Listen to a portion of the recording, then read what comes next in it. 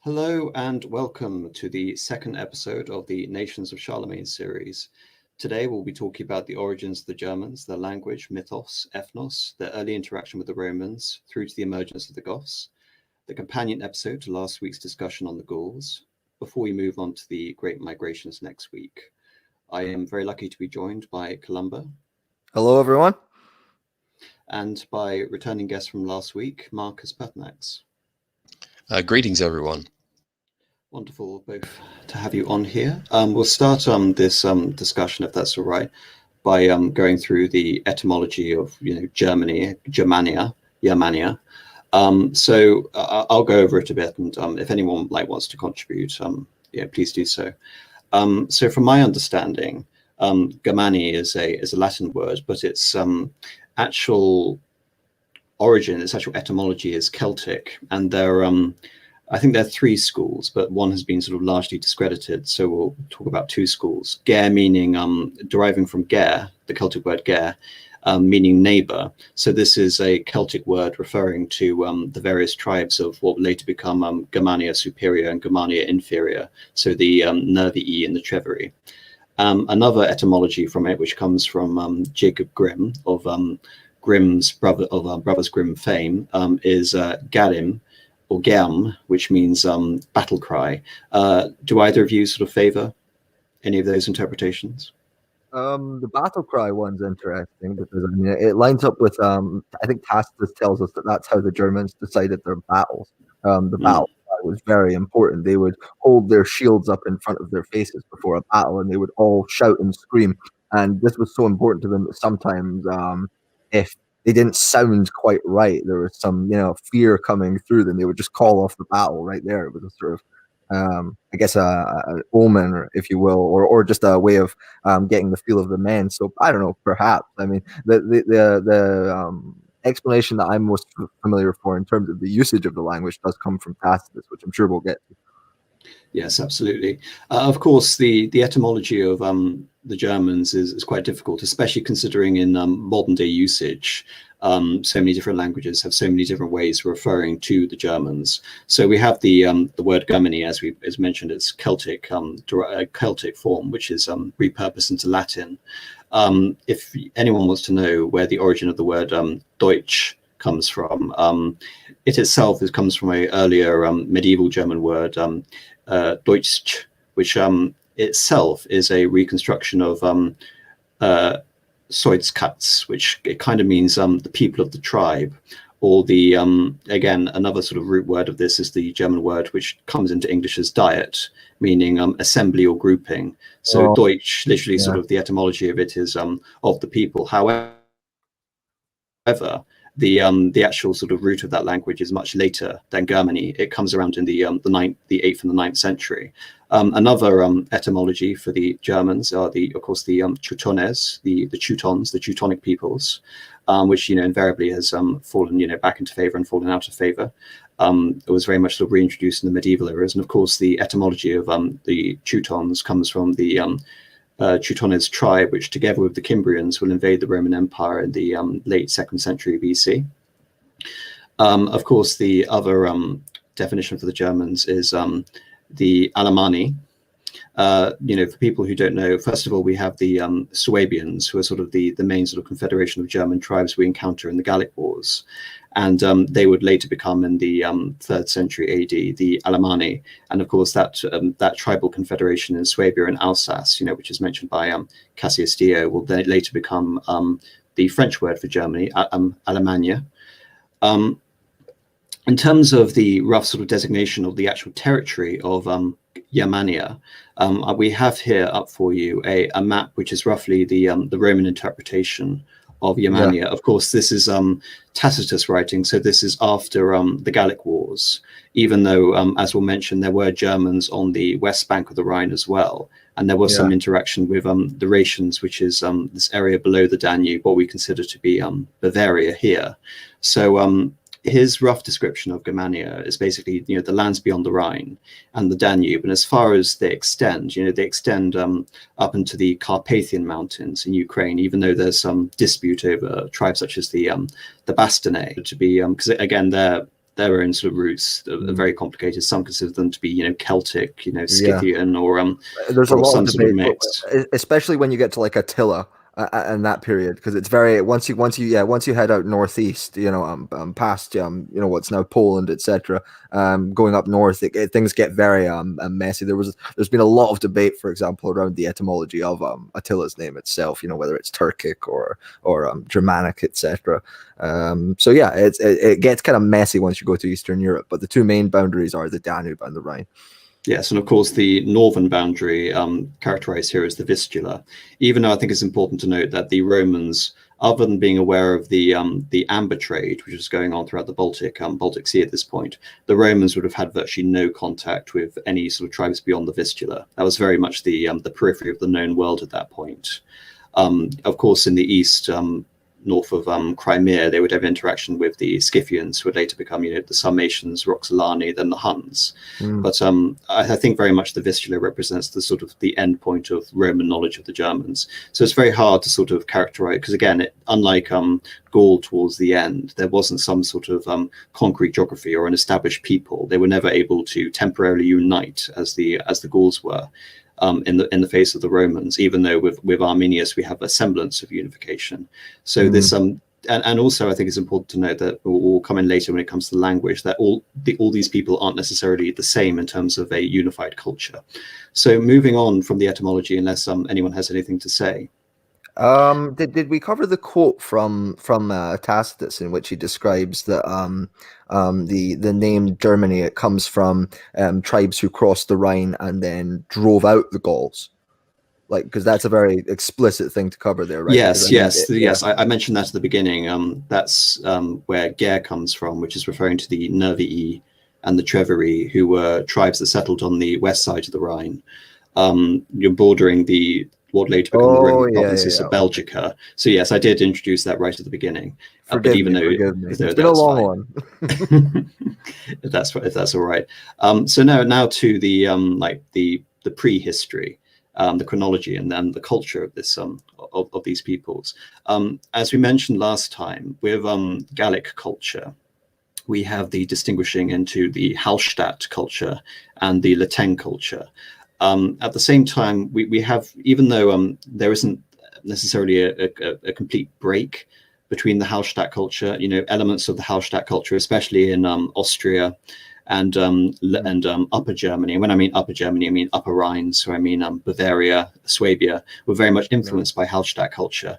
In the north of Germany, so modern day Lower Saxony, Brandenburg, Mecklenburg-Vorpommern, Holstein, also parts of Scandinavia, so Scania in Sweden and Jutland in Denmark, would have comprised something called the Urnfield culture, which roughly corresponds to about the 14th century BC to the 8th century BC, which again sort of coincides with Hallstatt culture. And we can also we can detect in a lot of the material culture here the same preoccupations that we see later. I mean, Caesar tells us that the German religion, the German religious life was much more animistic than that of the Gauls. They worship, the fire god, the sun, the moon, and things like this. And so we see in the early even back to the Bronze Age cultures and the famous Danish Bronze Age deposits, you have artworks that have been found, like the Trondheim Sun Chariot, which I think was found in modern day Denmark. And you see it has two metal horses at the front and then a sort of disc with a sun in gold foil. And so this, of course, demonstrates the German and stretching back further, the Indo-European or Aryan obsession with horses, but also belief in a chariot of the sun, and the importance of chariot warfare and things like this. And so yeah, we can see this stuff going back a very, very long way, thousands of years before the Romans were writing. Yes, absolutely. And that's quite a nice point to get onto their rich material culture. So as we mentioned last time, when we have the Gallic settlements, the foundation is the oppida and the hill fort, very similar to the Gauls, even though on a much reduced scale. We have the fortified hill forts and the walled settlements. We also, burial culture is also quite interesting. We have German barrows, and we have the cremation pits, which are, the eponymous Urnfields, which gives, the name to this archaeological period. And like you mentioned, the booty hoards. One thing I was quite interested, you mentioned the solar god, and you mentioned the rich Bronze Age culture. Let me just get this picture up, because here we are. This is the Berlin hat, which comes from the 13th century I've seen this. BC. Yeah. And this is really quite fascinating, because other such hats, such as the Schifferstadt hat, these immense pointed headdresses, which, considering these things are about 3,000 years old, they're incredibly ornate for their time. On one purpose of these headdresses, of course, was to act as an insignia of the sun god for certain high priests to adorn themselves, and certain kings. But interestingly enough, you see these markings. I'm not quite sure how this was done, but apparently these also doubled up to some form of lunar calendar, which the Germans were able to tell time. So very interesting little archaeological finds. And again, something which I would almost say is unique. I don't think I've ever seen something quite like this before. I mean, the only thing that's comparable that comes to mind is you see in certain African tribal celebrations, they have these fantastic headdresses. I mean, there's some very good ones in the British Museum. I think they might come from Congo, although don't quote me on that. But yeah, I mean, it is really fascinating. I wonder how heavy it would have been, because I can't imagine it's something they would wear all the time. It's for ritual use, Yes, I can't imagine people standing up and wearing this. I can imagine, someone on a throne, very much sort of precariously balancing. Although, I mean, if we believe the stories that were told about the physical qualities of the Germans in this period, who knows?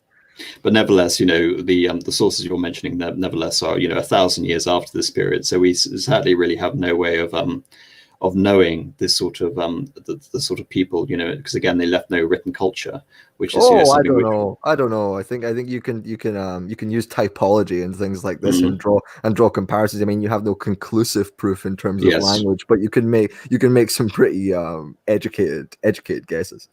Oh, absolutely. Otherwise, archaeologists would be out of a job. Yes. And just to mention that, I am no archaeologist, so I won't be able to comment that much on their wonderfully advanced research techniques. So moving on, just introducing you to a bit of the Bronze Age culture of Germania. Now we move on a couple of centuries to display the Germanic migrations.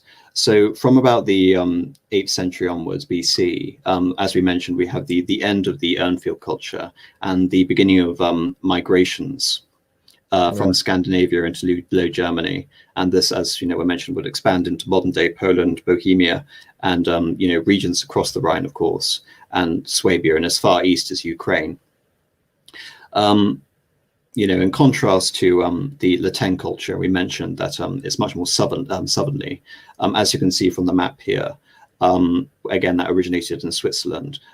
The dark red area and the orange areas roughly correspond to modern day, Mecklenburg, Lower Saxony, Holstein, Brandenburg. And I would note that the red area, the bright red area that you're talking about, that you're describing, this is the exact area where we see very early, very ornate items like the Trondheim Sun Chariot and items like that.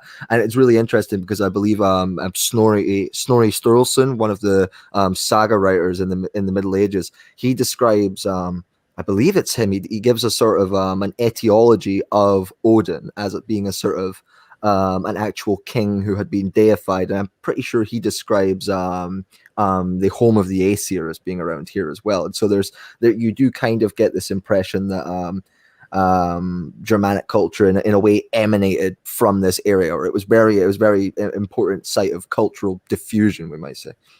Absolutely. And this geographic scope which we're referring to, this area of what would later become known as the Jastorf culture, which would roughly correspond between the 7th and the 2nd centuries BC. So really before we arrive to the Roman interactions with the Cimbrians. This area is referred to as the original homeland, or the Heimat of the German language. So for anyone who's sort of interested, Jacob Grimm, who we've already mentioned, one of the elder brother of the brothers Grimm, notes the first Germanic sound shift, which he would call Grimm's law, which is found in his book on German grammar, and this would later be developed by Karl Werner, a Dane, into Werner's law, and this categorizes the distinct beginnings of the Proto-Germanic language, because again, we're not arriving at German, this is Proto-German, but its use of consonants and fricatives, is very much distinctive from, again, we were referring to the proliferation of Indo-European languages and how the Brythonic languages and the Gallic languages come from the same root. Here we have in the Jastorf area, we have the emergence of a distinct Germanic language as opposed to those Celtic languages, which again, we have the first grouping. So this really takes place between the 7th and the 2nd centuries BC. I think it's important to note that, again, from our understanding of Proto-Germanic, this is the representative of some forms of the Germanic language. So from here, we have the beginning of North Germanic, West Germanic, and East Germanic language groups. The Goths, who we're going to talk about later, are very much of the Eastern Germanic type. The North Germanic, we're talking about the Scandinavian peoples. West Germanic, we're talking about the Germans, the Austrians, the Dutch, and the English groups. This is became typified in the medieval era as the Theodiscus. This ancient language group, which again we know from the interactions with the church at this time. Sadly, what we know from this period in terms of the actual language itself, most of it is modern reconstruction. We have actually very little knowledge of the actual language they would have spoken. So again, much of this is 19th century reconstruction and trying to understand how this language was formed. And unlike Gallic, as we mentioned last time, which was commonly inscribed into Greek, very much the Gauls were able to trade consistently with the Greeks, owing again to their geographic position, which was much closer. So we're talking, around the Danube and in Gaul, trading from Marseille. The Germanic, the Proto-German language, didn't have a form of inscription until the Elder Futhark, or the old runic alphabets, which really don't appear until the 2nd century AD. So long after the Gallic Wars, once we just before the crisis of the 3rd century, when we get to the Marcomanni Wars. Unless you believe in the assertions of certain crazy fascists who look at Etruscan stuff from like the 7th century BC and call it runes, which is a bit of a stretch, but well, I mean, it's sort of commonly sort of understood that the runic alphabet isn't novel, that it is derived from the interactions with Latin and the Roman culture, and you can sort of see it. There is a very sort of a close comparison. I'll get up and you see similar iconography like the swastika and things like this. Actually, I am just on the. You mentioned a term that I wanted to pick up on just before. You mentioned the phrase Theodiscus, was it? Yeah.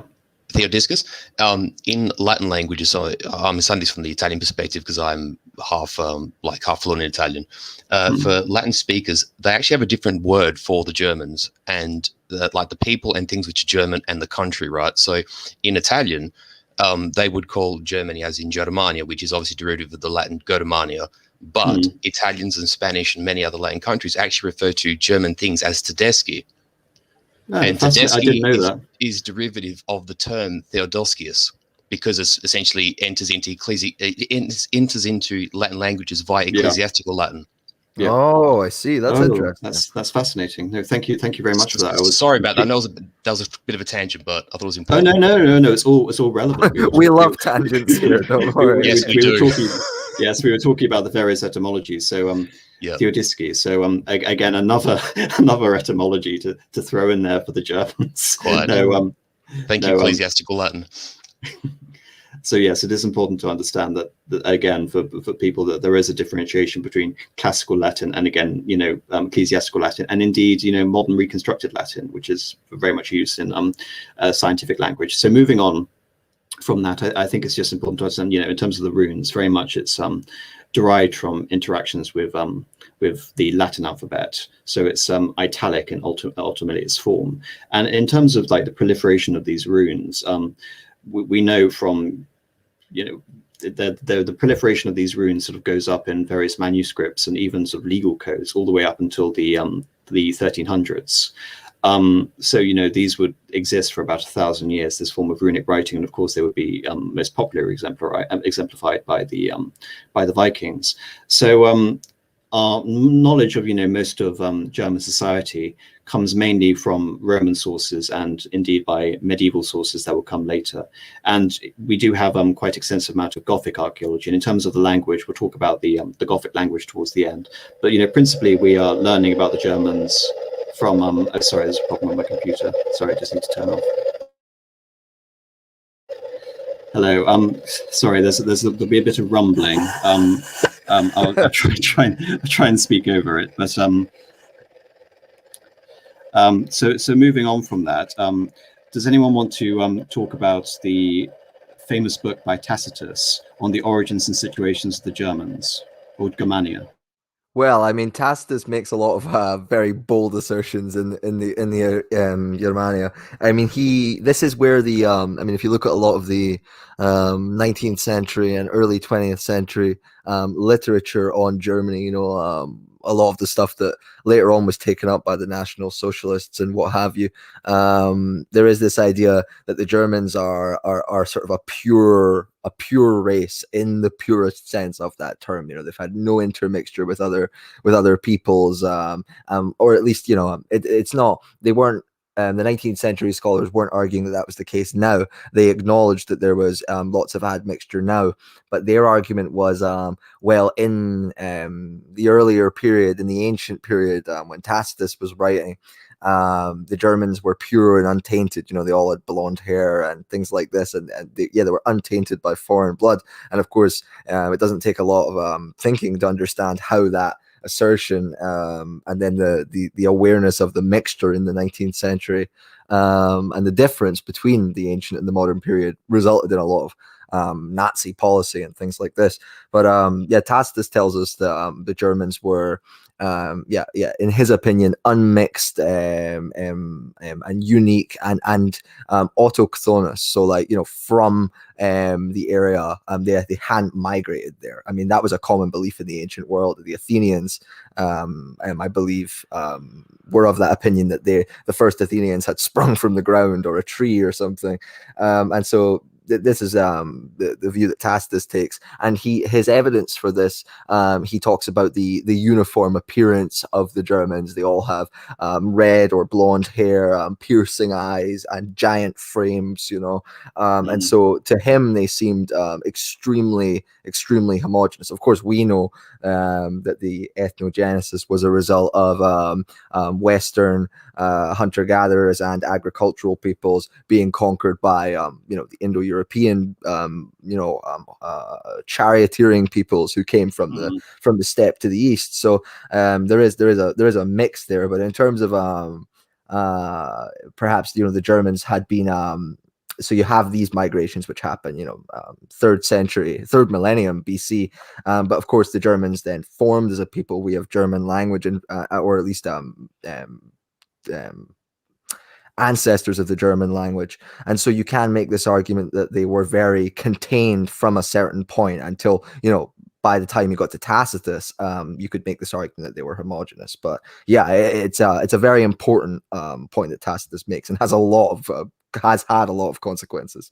Yes, well, I think it's important to note that in various forms of history, it's important to categorize. Tacitus's history is ethnogonic, or a theogony, and by that it's very much trying to understand the Germans from a collective sort of mythic standpoint. So in his history, he divides the Germans into three branches: the Ingovanes, the Urmiones, and the Estevones. And as far as I'm aware, these are the sons of Manus, who is in turn the son of Tusto, who is supposed to be the primeval progenitor of the German people, similar to that of Ymir in Norse mythology. In terms of groupings, this would be the standard grouping in the Roman world until Pliny the Elder would add the Vandals and the Bastarnae to that, even though, as we mentioned, the Bastarnae in particular is quite a controversial grouping. So very much he does advocate some sort of mythic history to the German people, and again that's mostly been refuted by modern archaeology, which again you talk about the earlier migrations, and then again the migrations from Scandinavia down to intermingle with the Urnfield cultures and the Hanstatt cultures, which creates the Asdorf cultures. In terms of the government itself, Tacitus describes really quite a a meritocratic and egalitarian situation.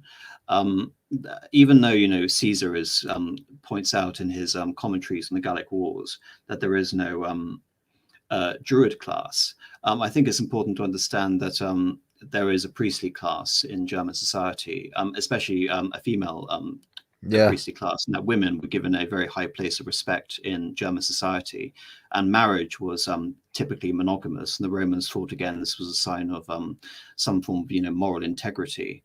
In terms of like the organization of the Germans, we have the beginnings of these assembly of free men. In terms of the origin of the word, this is where the word thing comes from. A thing is a assembly which in English would evolve into a moot or a hustings, which of course we all probably know from the political assembly before the election of a constituency candidate. And in German this evolves into, as we mentioned, through the word Deutsche, we have the word Diet, which again is a form of assembly. And again, I think this is this interesting idea where sovereignty in the German world sort of rests with the Volk. Even when we have the development of Germanic kingship later in the German history. So, Germanic kings, we have various sort of tribal leaders such as Ariovistus of the Suebi and Boiorix of the Cimbrians and Teutoburg of the Teutons. But these, were very much, Caesar would describe them as magistrates with authority similar to that of a Roman dictator. But in terms of an actual king, or in Gothic, the word is Rex, you tended to have the fusion of, a military leader, a high priest, and typically, as we'll see, this would later evolve through the Holy Roman Empire. And, many of the kingdoms throughout Europe after the migrations, is that all of these, kingships were elected. Really, we see from the emergence of the thing, this local assembly of free men, we have the development into quite a complex political structure.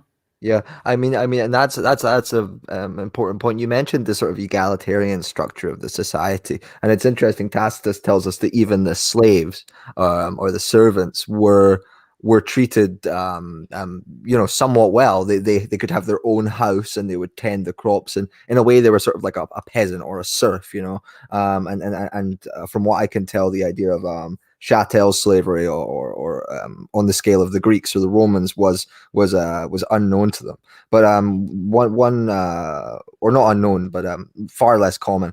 But yeah, one towering preoccupation that you always see when you're studying the ancient Germans is their preoccupation with freedom.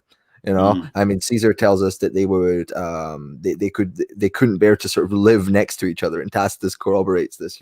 And there is you must make a differentiation culturally, I suppose, and then the archaeology bears this up between the southern provinces or the southern areas of Germania, which have much more intercourse with the classical culture, and of course you can argue that the Romanization is just a political emanation of a process that's been going on for a long time of infrastructure and influence and diffusion from the civilized south.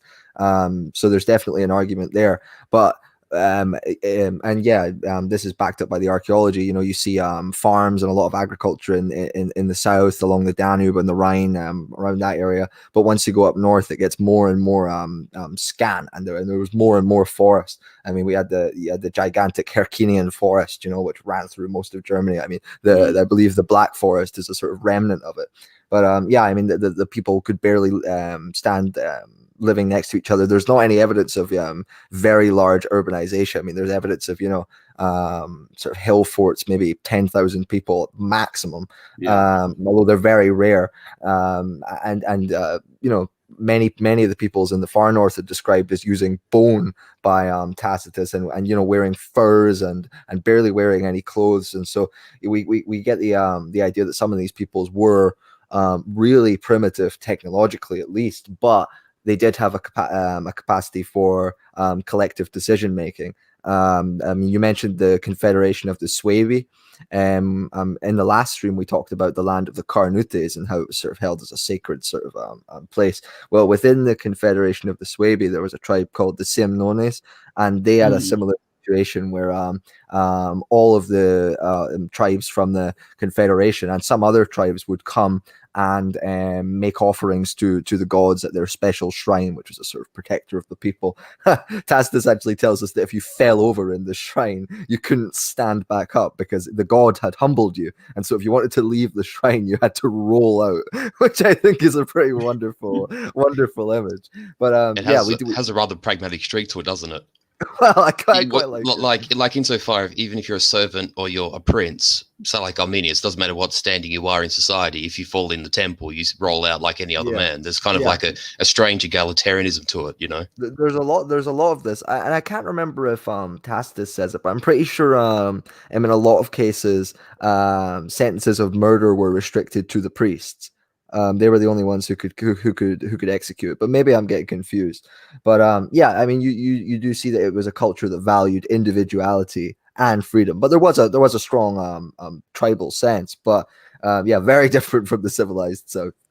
And it's interesting you say that, Columba, because what the Romans observed in their attempt to annex Germania, you know, with the campaigns of Drusus and Tiberius, and then obviously with the retaliatory campaigns of Germanicus that follow, the Romans come across several of these sort of hamlets that would barely even qualify as villages that don't have more than 50 or 100 people, and they're scattered all throughout what the Germans would call the Wald, you know, all through the forest.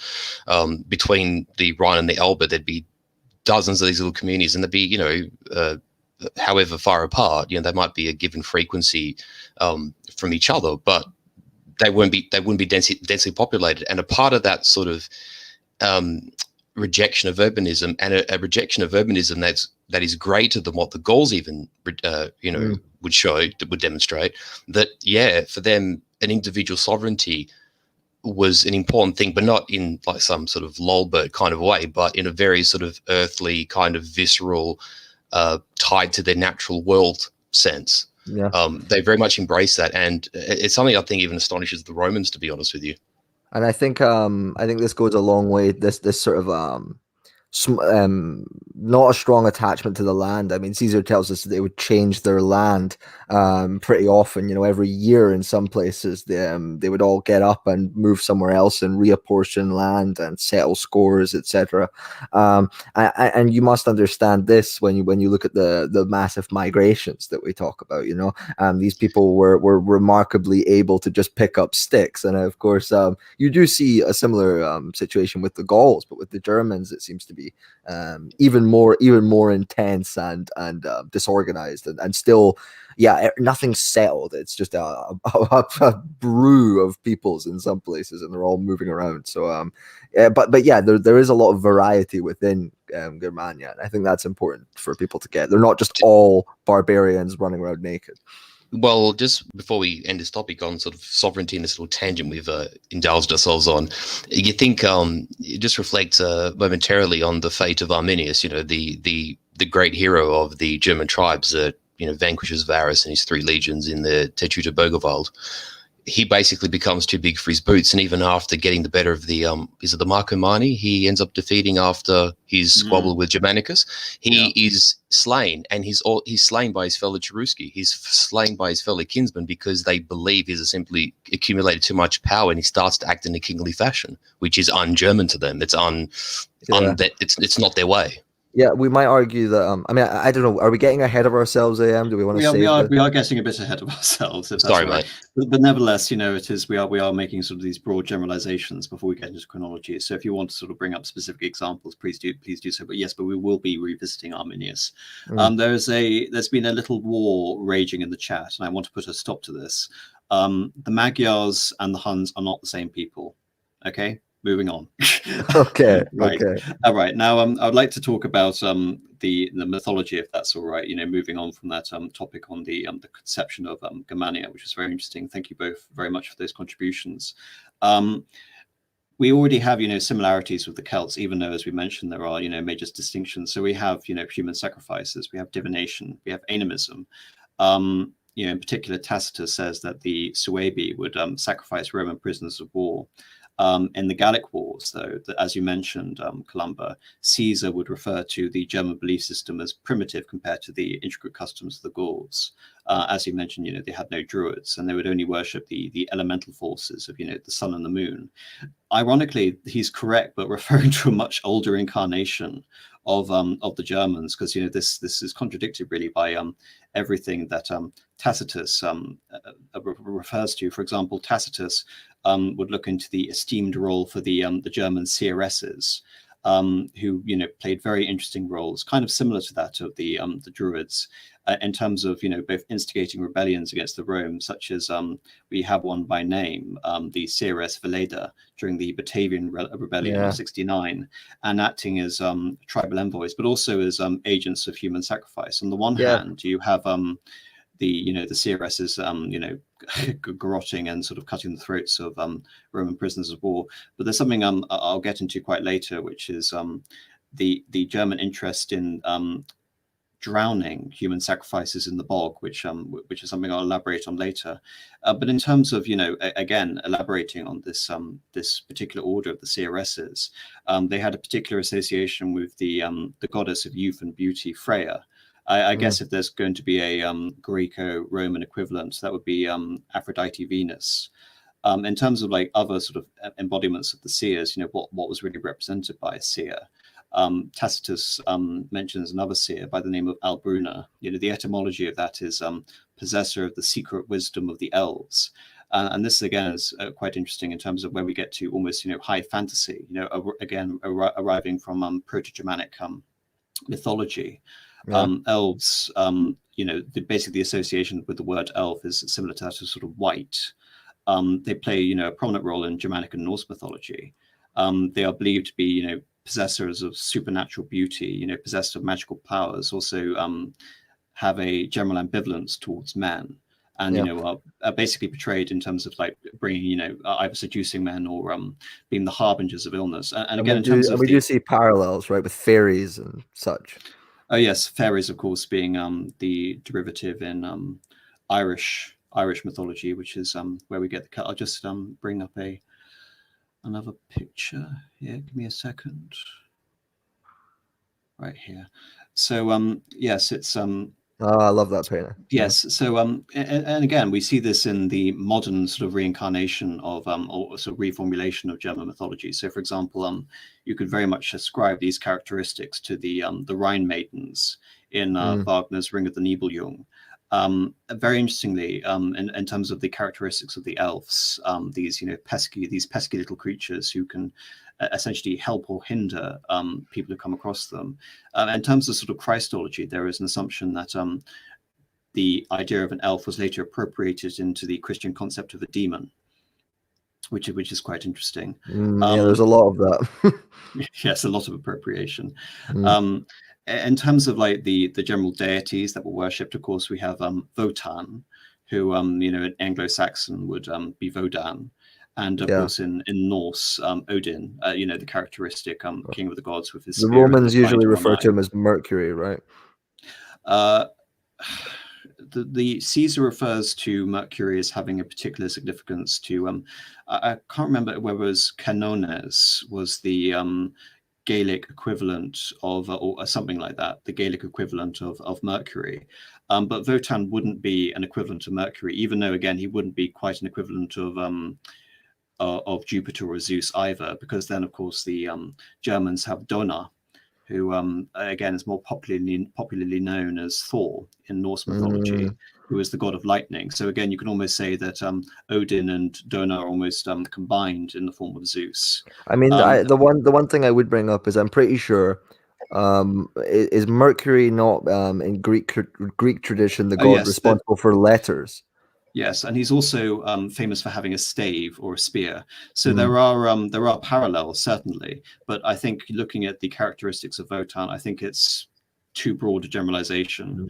I think it's also important to recognize that Tacitus, right, is writing like 100 years later in Caesar, and Caesar was the first Roman to cross the Rhine, so we're told. So yeah, they really didn't know a lot about the Germans at the time, and of course Caesar's account is unreliable, shall we say. Yes. You know, I mean, it is a massive PR project, as we've covered, and so perhaps he's trying to portray the Germans as even more, you know, savage and feral than they But I think were. You know, I think it's also important to understand that because most of our understanding of the German gods does come from Roman sources, that they will in many ways, you know, try and summarize them as if they were the Roman gods in many ways. So, for example, Fricka, who was the consort of Wotan, is very similar to Hera or Una. We've already mentioned that Freya is similar to Aphrodite or Venus, even though there are, you know, distinctions. So, for example, Tacitus referred to a goddess known as Nerthus,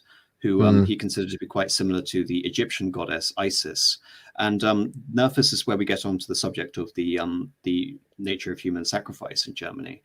She's of particular interest because of her association with water, and how the sources we know attest the Germans sacrificing humans, as well as wooden effigies in the many bogs dotted throughout Jutland or northern Germany, again, the region corresponding with the Yastav culture. Just a little plug here, but tying this into my stream with Nathanhood on Wednesday, I do see a similarity with the bog bodies and the sacrifices made to the goddess Nerthus and the dead marshes in Lord of the Rings. Even though, again, I mean, there are many sources of inspiration for that, including the dead bodies of Passchendaele. But I think in terms of the specific, again, the preservation of the dead also in these bogs was very, very particular to this area of German mythology.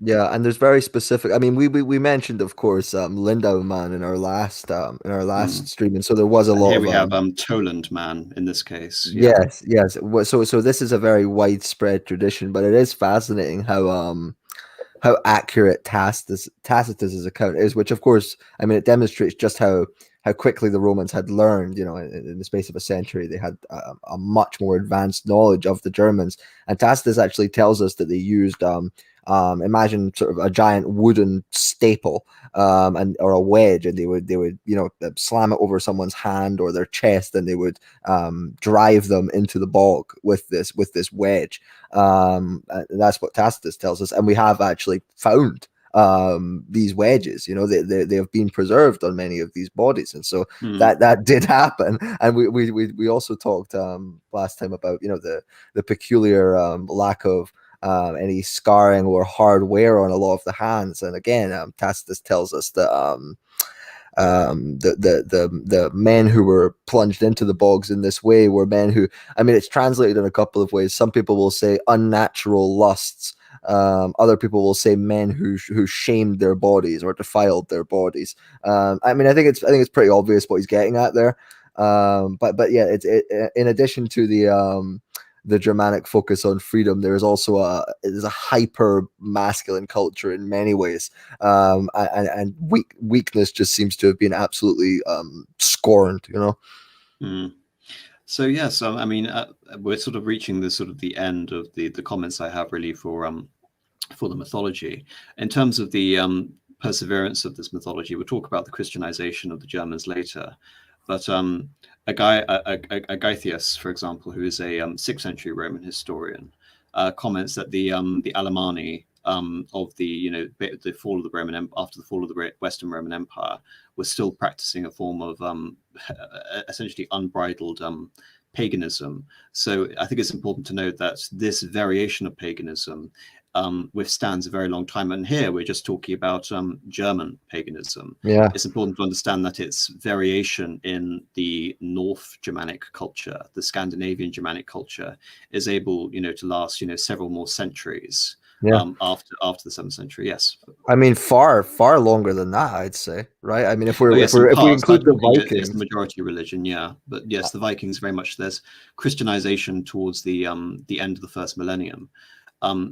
Again, it's fascinating, really, how this culture endures and how it does have this and again, pertinent fascination. And as we see the recreations throughout the 19th century, when we have this renewed fascination with the for German such a long language and time. German paganism, yeah. I mean, you mentioned Veleda and the sort of the importance of women and prophetesses and stuff. And if we look at Viking culture and a lot of Viking accounts, they talk about I believe it's pronounced Scythir or Scythor, which is sort of black magic, I suppose. But it's really interesting because it seems that this sort of magic was viewed as women's work, women's magic. This was something that wise old women would do, etc. And so you link that with Tacitus's comments on the importance the Germans placed on women in rituals, and it's really interesting because there's such a span of time between these two accounts. But it's really interesting.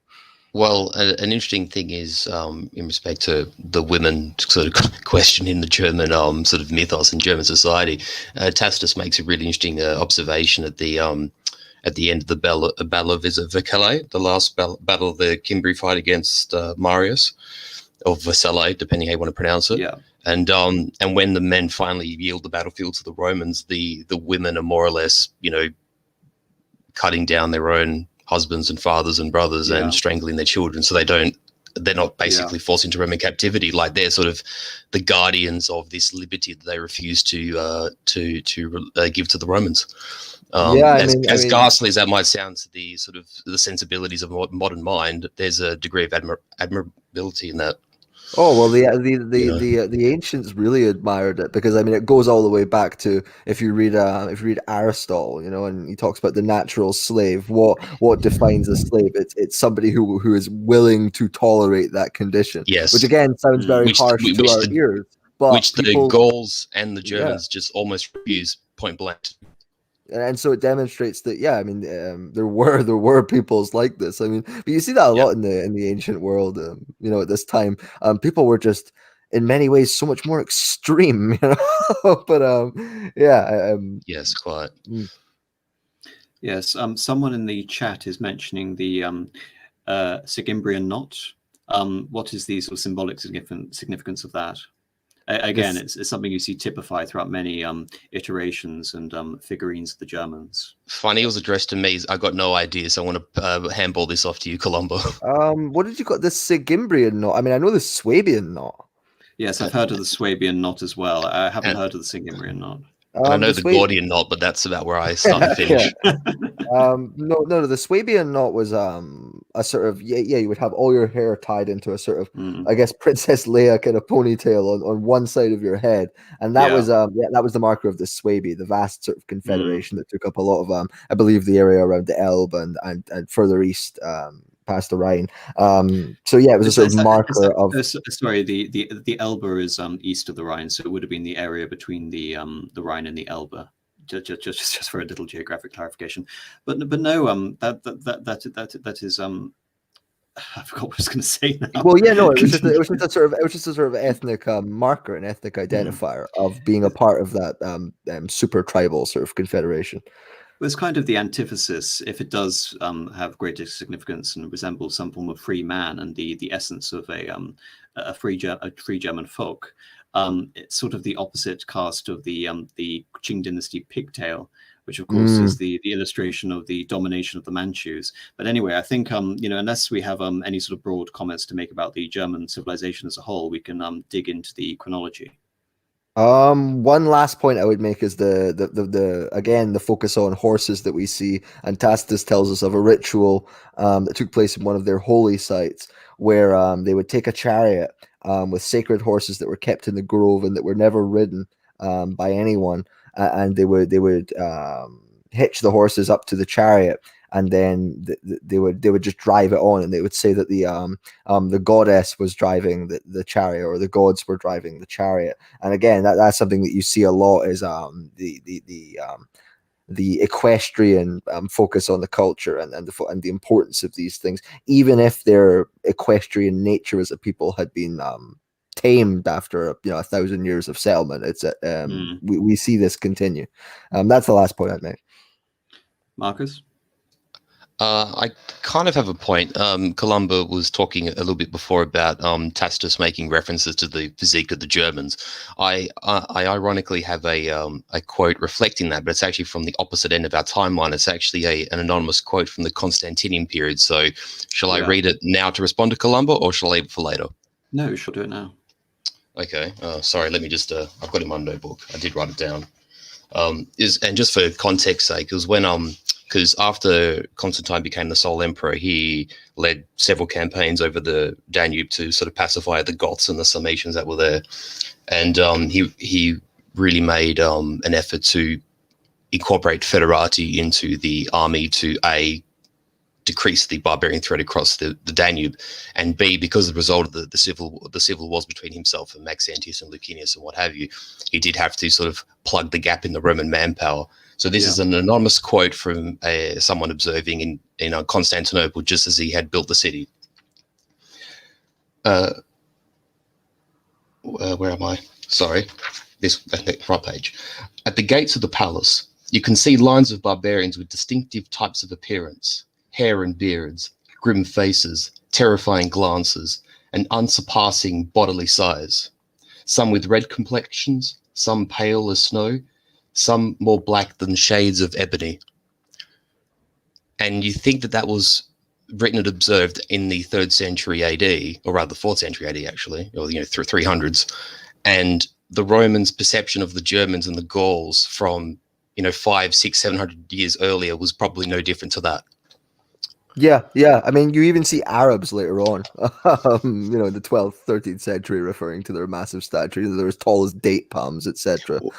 Very famously, Alexia Comnena in the Alexiad, basically, oh my God, Bowman, you're so, massive, you're such a huge specimen of a creature. Absolute chads. Yeah. Yes, and I think that's quite a good point to sort of move on and talk about the chronology.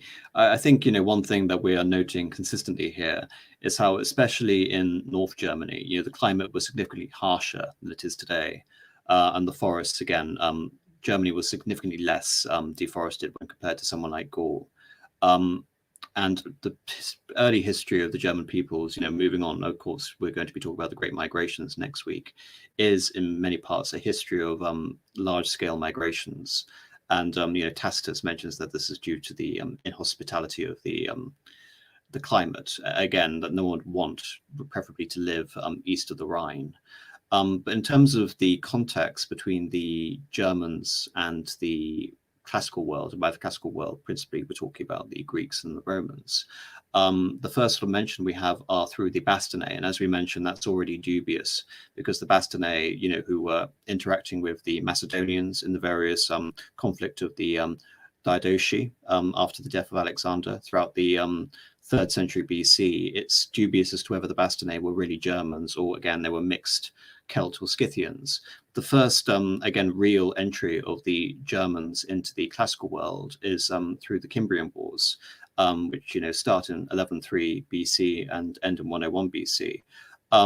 As I assume that, both of you are incredibly well versed in the chronology of the Cimbrian Wars, does anyone want to start talking about that, especially reference to, why it started? Well, I think I prattled on a lot about the culture, so I'll let Marcus take over. I was happy to sort of play a few, but if you're going to allow me the go ahead, I shall.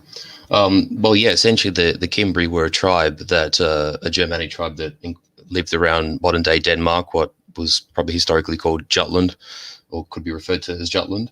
End up migrating away from modern day Denmark and that region roughly in the 120s, if I'm not mistaken. Under their king Beorix, and soon after leaving the Jutland Peninsula, they unite with the neighboring tribe, the Teutones, under their king Teutoburg. They cross into Pannonia roughly about 113 BC, and that was actually after confrontation with the Boii, who inhabited roughly modern day, which is Czechia, Czech Republic. Yeah. And it's from that crossing over the Danube from east to west and making their way into what the Romans would call sort of Pannonia and into Noricum, where the which tribe was it? Was it the Taurisci, I think, appealed to Rome for assistance when they were confronted with the Cimbrian migration. And the Romans actually send an army, I believe it's under Marcus Junius Silanus. And this is where the Romans get caught out with their, you might say, they start abandoning the Mos Maiorum and start acting dishonestly with the barbarians. And there's an agreement between Silanus and the Cimbrians and the Teutones to leave the area, and the barbarians actually agree to this. But then Silanus attempts to lay a trap with I think he has an army of like roughly 30 or 40,000 legionnaires, and the Germans actually defeat them despite being ambushed. And then once the Romans are sent to flight, the Cimbri and the Teutones, and later I believe the Ambrones actually join them in this great trek across what ends up being southern Gaul into northern Spain, northern Italy, and then sort of back and forth again. And they destroy several Roman armies in this trek across southern France, northern Italy. Sorry, Marcus. Just one point. I think it's important to note that they're not just defeated at the Battle of Noria, but they are, annihilated. Sorry, Noria. I forgot the name. At the Battle of Noria. Completely. Yes. And what the worst thing is, you mentioned the fact that this does lead to a general, pillaging of southern Gaul and of northern Hispania. But this is also, the defeat is also substantiated by the Battle of Oristio in 105 BC, which is considered to be the worst defeat since Cannae. And to make matters worse, I mean, you mentioned the fact that originally the Romans were treacherous. The Romans were, as far as I'm aware, completely divided during the Battle of Oristio. So say, for example, I think the consul... the two consuls were at odds with each other, have been promoted. Well, Caepio would not be subordinate to another, novo homo, another new man who was commanding the army. And basically... I think Caepio attempted to attack the barbarians on his own, got completely overwhelmed. And then once the Cimbri and the Teutones worked out the deception, not that it was a deception on the part of the other consul, but just destroyed both Roman armies hand over fist. And it was an absolute slaughter. I believe, 70 or 80,000 men were killed at Arausio. It was an absolute slaughter. I would also note before that, in terms of the Battle of Noria, that's really important because after that first battle, I believe one of the consuls died there as well in 112. 112. 109 was Noria. No, I'm pretty sure Noria was earlier. Okay. Oh no, sorry, you are right. No, sorry, 112. You're correct. Sorry. Yes, go ahead. Well, after that, you had a couple of Gallic tribes join the Germans, right? And the problem got even worse. Yes. Their numbers were inflated. Even further. But I mean, you had like two consuls die, and then you had the massive battle at Arausio, where you had just ludicrous casualty numbers. It's like Cannae level bad. And at that battle, a consul and a proconsul die.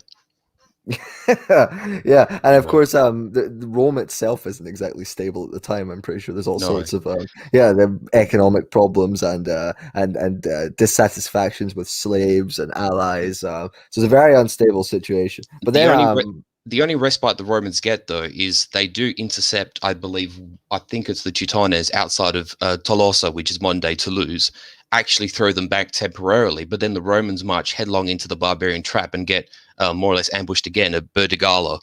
And Cassius Longinus, who's the ancestor of the Cassius Longinus who stabbed Caesar, is killed at the Battle of Burdigala as well. And another 25,000 legionnaires are killed. It's disaster after disaster, and as you substantiate, it's probably worse than the defeat of Cannae, the defeat of Oristio. So after a series of defeat after defeat after defeat, and really this could have been the end of the Roman Republic, especially the demise of the Roman provinces in the West, especially. We have the rise of Marius, pictured here, the famous Marius bust. During this time, he is fighting against the Berbers in the Yergadine Wars. Yes. And so how would you say, how significant is it when Marius is able to take control of the Roman forces towards the end of the war? Well, I got to... To my understanding, I believe the limitation on land was actually revoked prior to Marius, but that was the only reform that did take place prior to him becoming consul, and the rest of the reforms occurred after he became consul. That's my understanding. But essentially, Marius returns to Rome from the Jugurthine War in Numidia, which is North Africa, modern-day Algeria, returns to Rome, realizes the absolute dire straits that Rome is in, and also recognizes, you might say this is, to some degree, the genesis of the Populares party, the Populares concern, insofar as identifying that Rome has a massive socio-demographic problem, as in that all of its landed citizens who would otherwise have been eligible to the Republican Army, and this is another tangent, we'll bookmark it, we can go there later, perhaps the extreme, whatever. But there's a massive vacancy in landed citizens who are essentially eligible to serve in the legions as hastati, principes, triarii, etc. But there's a massive what they call headcount, a jobless or landless citizens who are living in the cities and who otherwise could not serve in the Roman legions. And Marius basically reforms the army so that that headcount can sign up to the Roman army, for 20, 25 years, whatever the initial sign up length was, duration, and they could become professional soldiers. And you see that transition from that sort of semi-professional levied militia, which the old Roman army was, into a fully fledged professional force, which Marius very carefully trains or rather retrains and restructures. They move away from maniples. They use cohorts, which is a larger unit size. They standardize equipment. They standardize everything from peeler to the shields to the swords. And this army ends up being deployed into Gallia Narbonensis, I think, or at least like through the Alps, they sort of intercept the Germans when they're coming back into Italy from northern Spain. Yeah. And Marius is finally in a position to put Rome, or rather to put Rome in a position to counter this threat, which has been hovering around its borders for the best part of a decade or half a decade. Yes, and you're referring to, I think, the Battle of Aquae Sextiae, correct, which is the decisive turning point. Yes. Columba, do you have anything to contribute? Again, thank you for that summary, Marcus. That was absolutely stellar. Columba, do you have anything to contribute? Oh, sorry, guys. I was having a little bit of trouble there. I covered it perfectly. I cut out there for a second. Did you cover Aquae Sextiae? Yes, we just covered Aquae Sextiae. We haven't, Marcus has already mentioned the final defeat of the Teutones at Vercellae, which is, again, the second battle to complement Aquae Sextiae. Do you have anything to complement to this discussion on the Cimbrian Wars? I mean, this is I would say this is the start of the populist cause. I mean, of course that goes back to the Gracchi, etc. But this is the first time they really achieve power. And in Rome, what we see is that the most important legitimizing factor is victory in war, right? But not only, I mean, of course, they're not Gauls, right? These are German tribes, but they do have Gauls with them, and they are considered, cousins. They're considered northern barbarians, and so this has a great PR and aesthetic appeal, because the sack of Rome by the Gauls, by Brennus, which we've talked about, left a deep impression on the Roman mindset, and so it's a very important development to see the populists becoming the sort of scions of military glory,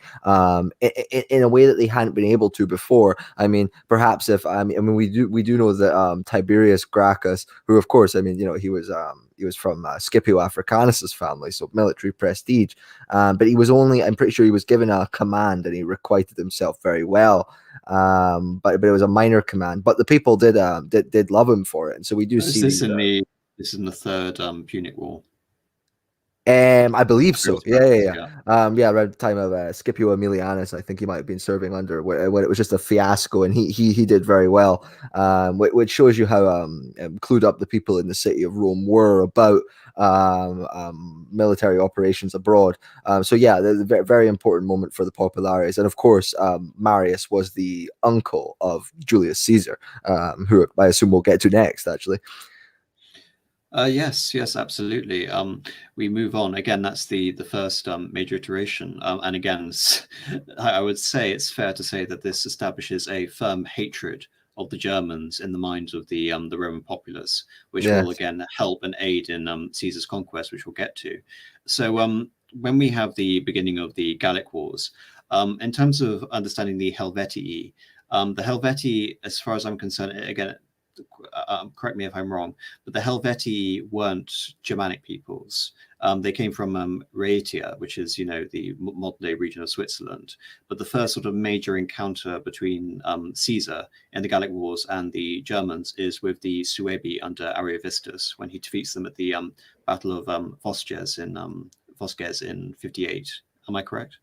Yes, and Ariovistus was in fact he had been named a friend of the Roman people, I believe, which demonstrates that there was some interchange and interaction, because by Caesar's time a lot of Germany was still mysterious, but this is what, about 50, 60 years since Marius, and since this is where victory. The Battle of Vercelli was either in 102 or 101, and the invasion by Caesar was 58. So we're talking, 43 years. Yeah, and of course, right, and in this whole period, Roman economic political control is expanding northward, expanding into Gaul, and so they do have some relations with the Germans. But yeah, the situation is mysterious from what we can tell. I mean, that's again, we come back to the debate about how much Caesar is romanticizing things for his political career, but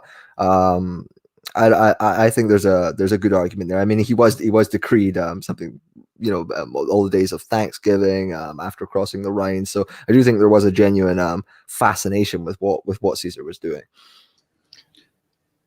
Yes, in terms of, again, the significance, the wider significance in terms of, the defeat of Ariovistus, this again represented yet another migration from the inhospitable territories of Germany into richer Gallic lands, potentially, as we saw with the Cimbrians, potentially Roman lands as well. One of the effects, again, the course of Caesar's campaign takes him through Alsace and through Belgica. The effect of this is the dispersal of what he refers to as the Germani Cicerahani, or the left bank Germans. And from, essentially after the Battle of Vosges, we arrive at Tacitus' definition, whereby the definitive border of Germania, such as it exists at all, is now set at the Rhine. Would you say that's fair? Yeah. Even totally, though, again, 100%. even then we have the the definitions of Germania inferior and Germania superior. Germania superior, including, of course, the Agri Decumatis. But these regions very much were considered part of the Roman world, and Germania was almost a epithet to refer to everything beyond the Roman world, so to speak. Well, I mean, in the north, especially. In the north, especially, not talking about east when it comes to what would later Scythia, later Sarmatia, but definitely the regions beyond the Danube and the Rhine. Yeah, that's fair. What's interesting too is, and not to obviously send this down a tangent, but just as a comment about this particular subject, is that funny how the Romans sort of see Germania as being beyond the Rhine, and the Gaul is everything west of the Rhine, and how that would have implications many centuries later for the foreign policies of France and Germany. Yes, but I'll leave that there. That's interesting. Just to elaborate on that, and we'll get to this eventually, many months down the line. I promise I won't nudge it in that direction. Yes, when we arrive at but this is interesting because it's the inspiration of neoclassicism in the French Revolutionary era, and they, of course, to define the natural borders. Oh, sorry, my computer's going on. You'll have to speak. The natural borders of France, which I believe were the Pyrenees, the Alps, and the Rhine River, according to the Bonapartists and to the Bourbons, the royal family of France. I suppose you got to use what you have. Yeah. It's just an interesting thought that geographical limitation is kind of like unwittingly established by the Romans many centuries earlier, sort of unwittingly. Yeah, I think the Romans were unwittingly establishing a lot of things. So we have Ariovistus, and that was in 58, right? And then you come to I believe you have like Caesar he intervenes in a sort of tribal dispute a couple of years after this, and of course he's not spending all of his time in Germany and in Gaul. He's back to Rome, back up, wheeling and dealing. Well, I believe after he builds the bridge, crosses the Rhine, he's only on the far side of the Rhine for like maybe 18 20 days. Yeah. And then he crosses the river and then burns the bridge. It's like, oh well, I can come back at will whenever, so don't forget it, Germans, I'm Caesar. I think it's a show of force, isn't it? But I'm pretty sure he claims something ludicrous, like he massacred like 100,000 people, women and children.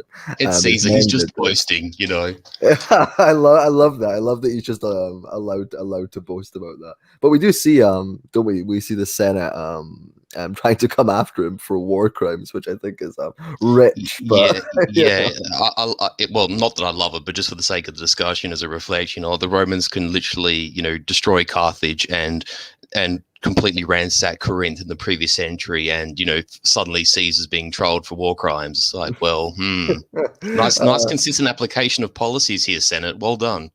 Sounds familiar, to be honest. Sorry, just go in the chat saying Chad Caesar.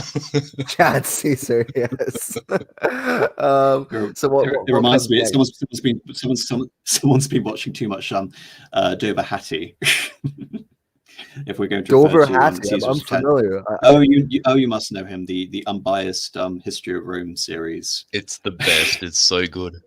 It's wonderful satire.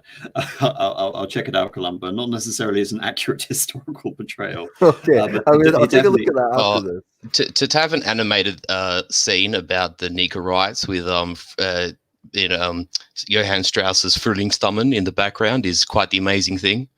So thank you, Dover Hattie. That's quite wonderful. Okay, enough free plugs. Okay. Okay, back to task, boys. So then we're in 54 with Caesar's expedition across the Rhine, and then he goes to Britain. But then we have there's uprising, and one of the legions gets wiped out by Germans, right? In 54, I believe one of Caesar's legions gets destroyed or gets ambushed. I can't remember exactly. And so then Caesar crosses the Rhine again the next year. I think so, right? Yes, you'll have to elaborate on the very specific terminology of the Gallic Wars, because I do not know that in that much detail. I don't really think, again, it's that really significant to talk about Caesar's interaction, because of course then he gets embroiled in the Roman Civil War after this. Nevertheless, it's important to understand that this is where the Romans establish the border at the Rhine. When we get to the period after Caesar, so after the civil wars are concluded, the Romans begin to make inroads again under the Emperor Augustus, and they don't just do this in Germania; they do this everywhere. You could say the period of Augustus is the greatest period of sort of Roman consolidation. The Romans expand into the east; they expand into North Africa. They again annexing Egypt, which is the largest conquest of Augustus's reign, and of course they consolidate their control over Hispania, but they also expand into Germania as well. And I guess the common assumption is that had the Romans been successful, they would have pushed their border, at least temporarily, up to the Elbe River, as opposed to the Rhine River. And this is where we have one of the most interesting sort of Germanic protagonists of the period, which is the arrival of Arminius.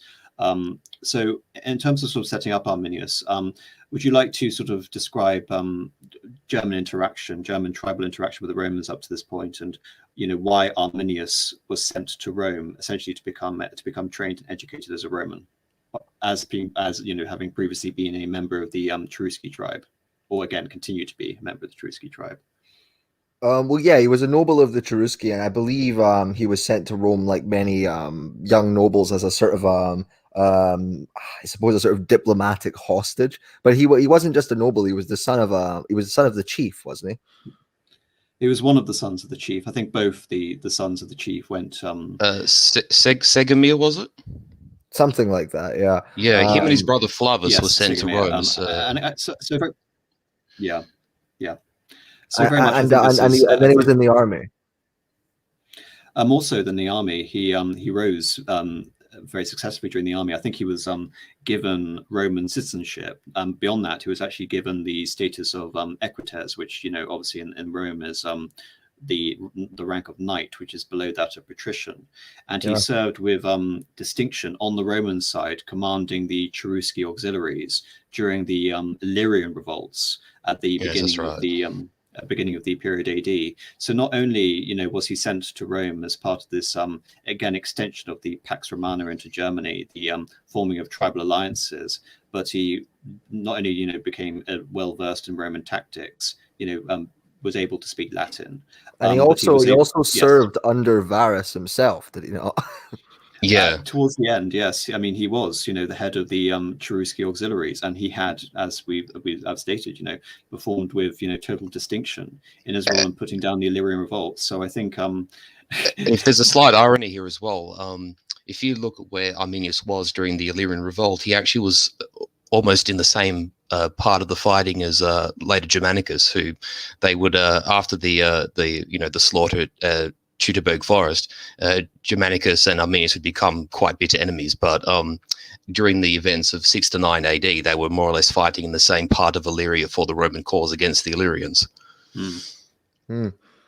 Yeah, and so now I suppose we come to the Varian disaster, right? Which 9 yes. AD. Yes, 9 AD is the Varian disaster. So we've established the fateful year.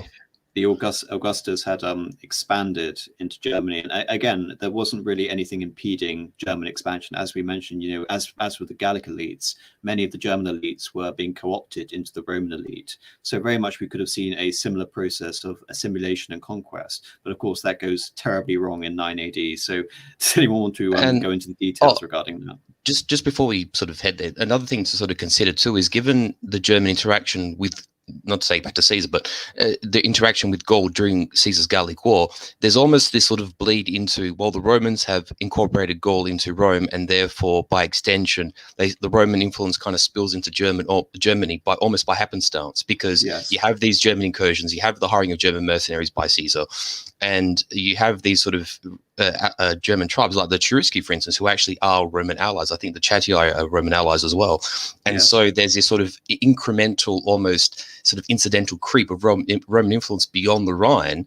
And so as Augustus is sort of naturalizing the Roman borders to sort of defensible frontiers, be it the Syrian desert, Africa, the Danube, etc., the Elbe seems the next logical step. And so it's almost this process that kind of just rolls on with this natural inertia.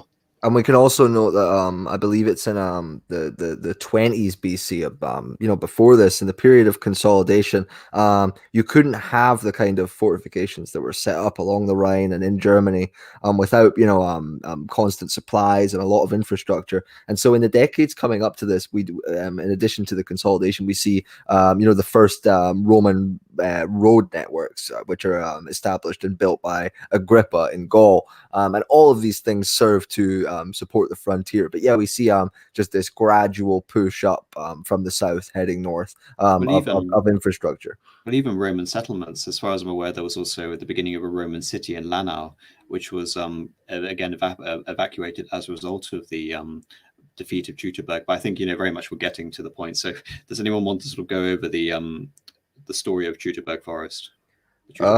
So we had rebellions in the Balkans in the east, and Varus was delegated to, I believe, bring some of the legions from Germany east to help. Arminius, who was, as we've said, serving in the army, leading the auxiliaries, he brought Varus a report of a rebellion of 2 German tribes in the north. And diverted the army. Sorry, Columba. One point to note. We mentioned the Illyrian revolt. I think it's also important to note that the number of legions in Germania itself was reduced as a result of the Illyrian revolts. I think usually it would be 6, and it was reduced to 3. And of course, Arminius, who was involved in the Illyrian revolts, would have had full knowledge of that the German forces were temporarily weakened. Yeah, exactly. Which is why when Germanicus goes there afterwards, basically the Rhine frontier is defenseless because of the massacre. Sorry, go on, Columba. I was just and so they're marching on the way to this place. They're marching through a location which I assume had been known to Arminius or pointed out to him or had been discovered. It was very good because the Romans could only march, I believe, 3 men abreast, and it was very heavily wooded and uneven path. And so, Roman military success relies on organization, machinery, entrenchment, and none of these things were possible. And so you had 3 legions coming through this very long, very narrow path in the middle of the forest heading north, and they were ambushed, a classic ambush by Arminius, the Cherusci and their allies, who just absolutely swarmed the Romans before they had the time to make any formations and wiped out pretty much 3 legions, which amounts to at least 15,000 men.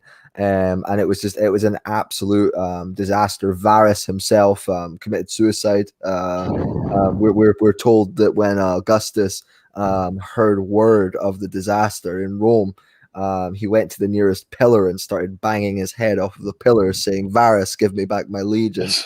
Give me back my legions.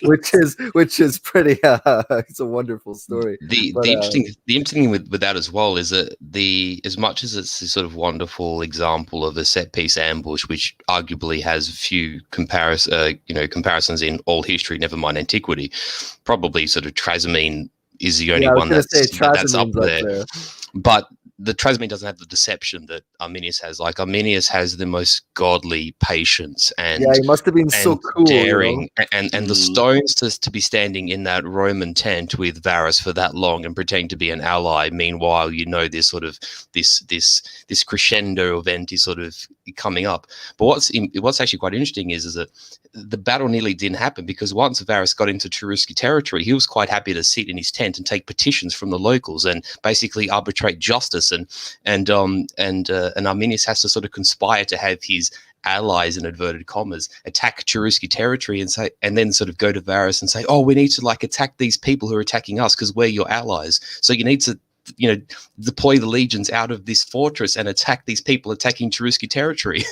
And then that's what draws Varus out of the Roman fortress in the allied Cherusci territory. And then they go through the fateful pass in the Teutoburg, and that ambush, that perfectly executed ambush, takes place, and those three legions are annihilated to a man. Yeah, and so the armies pull back to the Rhine pretty much, and that's where they'll be for the considerable future until you get to an expansion under Domitian. But in terms of the fate of Arminius and the immediate response to this. Oh yes, I think it's important to mention. Sorry, my thing's gone again.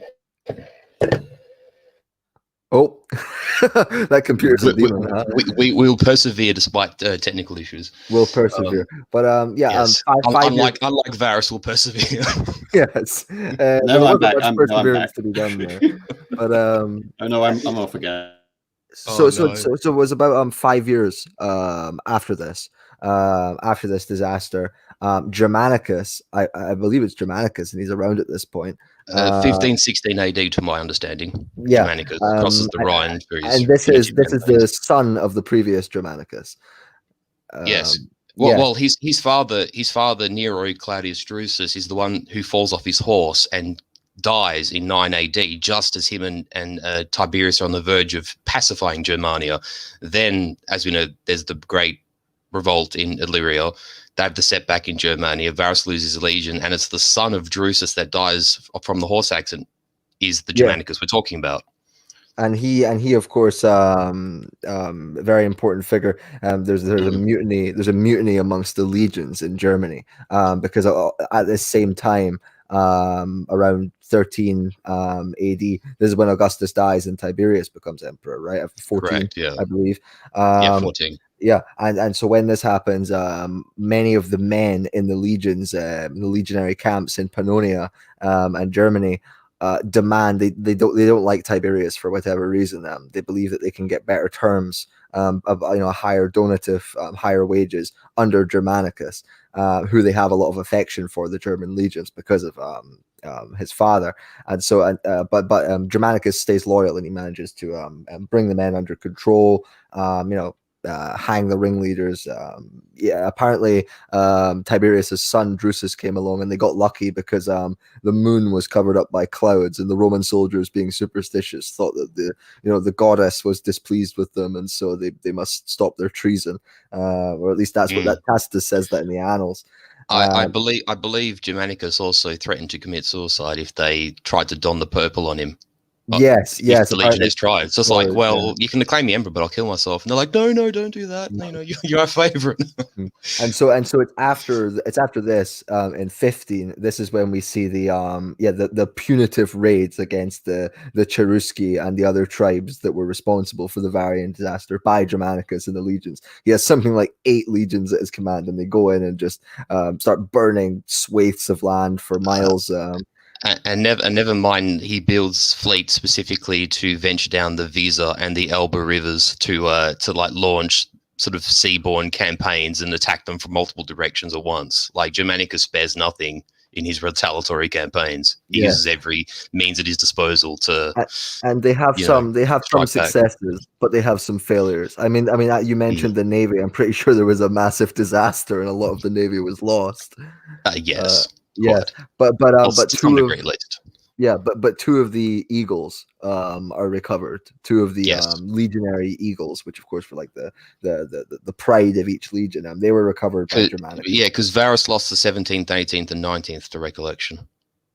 Yes, and so in terms of the Germans, we have because this doesn't go very far, because Germanicus has these expeditions, but then he's coming back to Rome, and then under somewhat mysterious circumstances, he's removed to Asia. Germanicus is removed to Asia to become the governor there, and dies under very suspicious circumstances, and so he's sort of out of the picture. And I would say that the situation on the Rhine sort of stabilizes from that point on for some time. I mean, there's minor raids and I think Tiberius sort of accepts it as a sort of a strategic fait accompli as well. Tiberius was meant to have been quite reserved, wasn't he? He didn't like spending. Sorry, I'm back just before my computer will play up again. I really need to buy a new one if this stream has told me anything. Yes, I think Tiberius also has no real intention of fulfilling Augustus's plan to expand to the Elbe. So I think, again, there's a strategic decision within Rome not to expand and to basically abandon the series of conquests. There is, a strong tactical reasoning for that. I think it's important to understand that the region of Germania is very hard to resupply. Gaul, say, for example, is very easy to resupply from the sea, both from the Mediterranean and from the Atlantic. But deeper into Germania, especially with the very primitive infrastructure that was there, it's very hard to again establish a vast military presence, especially considering, as we mentioned, the climate in Germany was much poorer than it is today. It still wasn't a very deforested region, so the actual worth of the conquest was negligible. So it would have essentially put a massive strain on Roman resources when the empire in many areas was already overstretched. And logistics, because you end up with a sort of massive salient, right, which is much harder to defend. Although there's one thing to consider, and I'm sort of might be strategically nitpicking here, but the only thing that works with the Roman advantage is if they push the frontier to the Elbe, they do shorten the Danubian length of the Danubian frontier by at least a couple hundred kilometers as well, and that's to be considered. But that's neither here nor there, and we're getting into old history at that point. But just a food for thought. We should also mention that a couple years soon after Germanicus's mysterious death in the East, Arminius, like you mentioned, is assassinated by his own people who had cut a deal with the Romans or were allied with the Romans. Yeah. And also there was that dispute too with because the fact that he took off with his daughter, the princess, what's her name? I've just gone blank. Thusnelda or something. The Thusnelda, and her father is essentially, pissed at Arminius for doing it. And in fact, it's her father who goes to Varus just before the disaster and actually finger points Arminius out in front of all the Romans in the camp, but Varus doesn't believe him. Which demonstrates, I suppose, just how cool Arminius could be. Very dastardly figure, but he was still very young as well. He was only his 20s, early 20s. So very capable. In terms of major events after this, I don't think we really have anything until Nero and the Batavian Revolt, right? So I think it might be a good idea to sort of to discuss the importance of the Batavians. So there was a one thing which comes to mind, and the Batavians. This is modern day the Netherlands. Where the Rhine meets the sea. And this area was very important. There was the tribe that lived there, the Batavi. They were some of the most trusted auxiliary forces in the Roman army. They actually made up. You had the Germani Corpore Custodes, who were so you had the Praetorian Guard in Rome, who fulfilled a lot of state functions, but you also had the emperor's personal bodyguard, who and it was made up of Germans. Some people think because of the German idea of loyalty, and of course this is in Germania Inferior. So yeah, these are trusted men. We're told that when one of the emperors was assassinated, they just went wild in rage. They were less easily bought than the Praetorians, I suppose. But during the reign of Nero, there's a lot of dissatisfaction amongst the battalions. Their leader, Julius Quirillus, who had served the Romans faithfully, he was arrested because he was accused of part in a conspiracy against Nero, falsely, we believe. And it's after this, the chaos of Vindex's revolt and Nero's suicide. I believe this is when Civilis takes his opportunity, and you have a massive revolt around late 60s, 70. There are multiple reasons for this. We have high taxes, opportunism. Tacitus tells us that the centurions, the recruiting centurions, had actually committed outrages on the boys of the battalions, which God only knows what that means, right? But so yeah, there's all sorts of insults done to the people, and then there's a real explosion of not only rebellious but pan-Germanic sentiment. Quirillus manages to get a lot of the other Germanic tribes on side, right? So could you maybe expand on the military side of that, Marcus? Actually, the Batavian Revolt is something I actually don't know a whole lot about, to be perfectly honest with you. Needless to say, I was aware of their role and essentially their position as being very esteemed auxiliaries and almost or essentially a sort of not a rival, but a sort of co-unit alongside the Praetorian Guard as being considered a bodyguard of the emperor. And the fact that the Batavians did time and again actually prove themselves very effective on the battlefield as an auxiliary unit, arguably one of the best in the Roman army. But as for the revolt per se, sorry, I really can't add to what you said. I mean, I think it was Cerealis. He was one of the generals at the time who dealt with the revolt. But I think that's actually another reason for the revolt happening in the first place, is that after Nero's death, Galba, the new emperor, didn't want to have the Germanic bodyguard because there was a lot of distrust of the Germans at the time, and the battalions were insulted by this. Oh, we've lost AM. Oh no, he said he was going to restart because of his little issue. I see. Okay. And what I was going to say is that just for bearing for the audience, for those who don't know, with the death of Nero, we're entering the year of the four emperors. So Galba was Galba the general of the Rhine legions? I think so. I think he had a position there. Yeah. Yeah, because in the year of the four emperors, Galba, Vitellius, Otho, and then eventually they hit the last one is deposed by Vespasian, who marches back from the east, just as his son Tiberius is mopping up the Great Jewish Revolt. But Vespasian heads to Italy at the end of that year and becomes emperor. Yeah.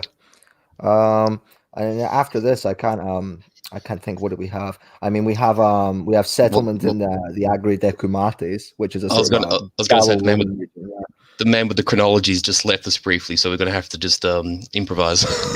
I mean, the part that I can remember next in terms of the Germans would probably be the Marcomannic Wars with Marcus Aurelius. Yeah, because we're venturing to Marcus Aurelius. But what you said about the Agri Decumates, we sort of see the establishment of the you might say the firming up to the frontier. They're sort of consolidating, because that sort of, for those who don't know, the Agri Decumates is what links the Rhine and the Danube rivers, and it's this series of fortifications and what the Romans call limes, defensive earthworks and fortifications that sort of solidify and fortify that border. And the Romans realized that between those two rivers they're most vulnerable, so they actually put a lot of emphasis in making that a real defensive sort of hub of their Rhine-Danube frontier.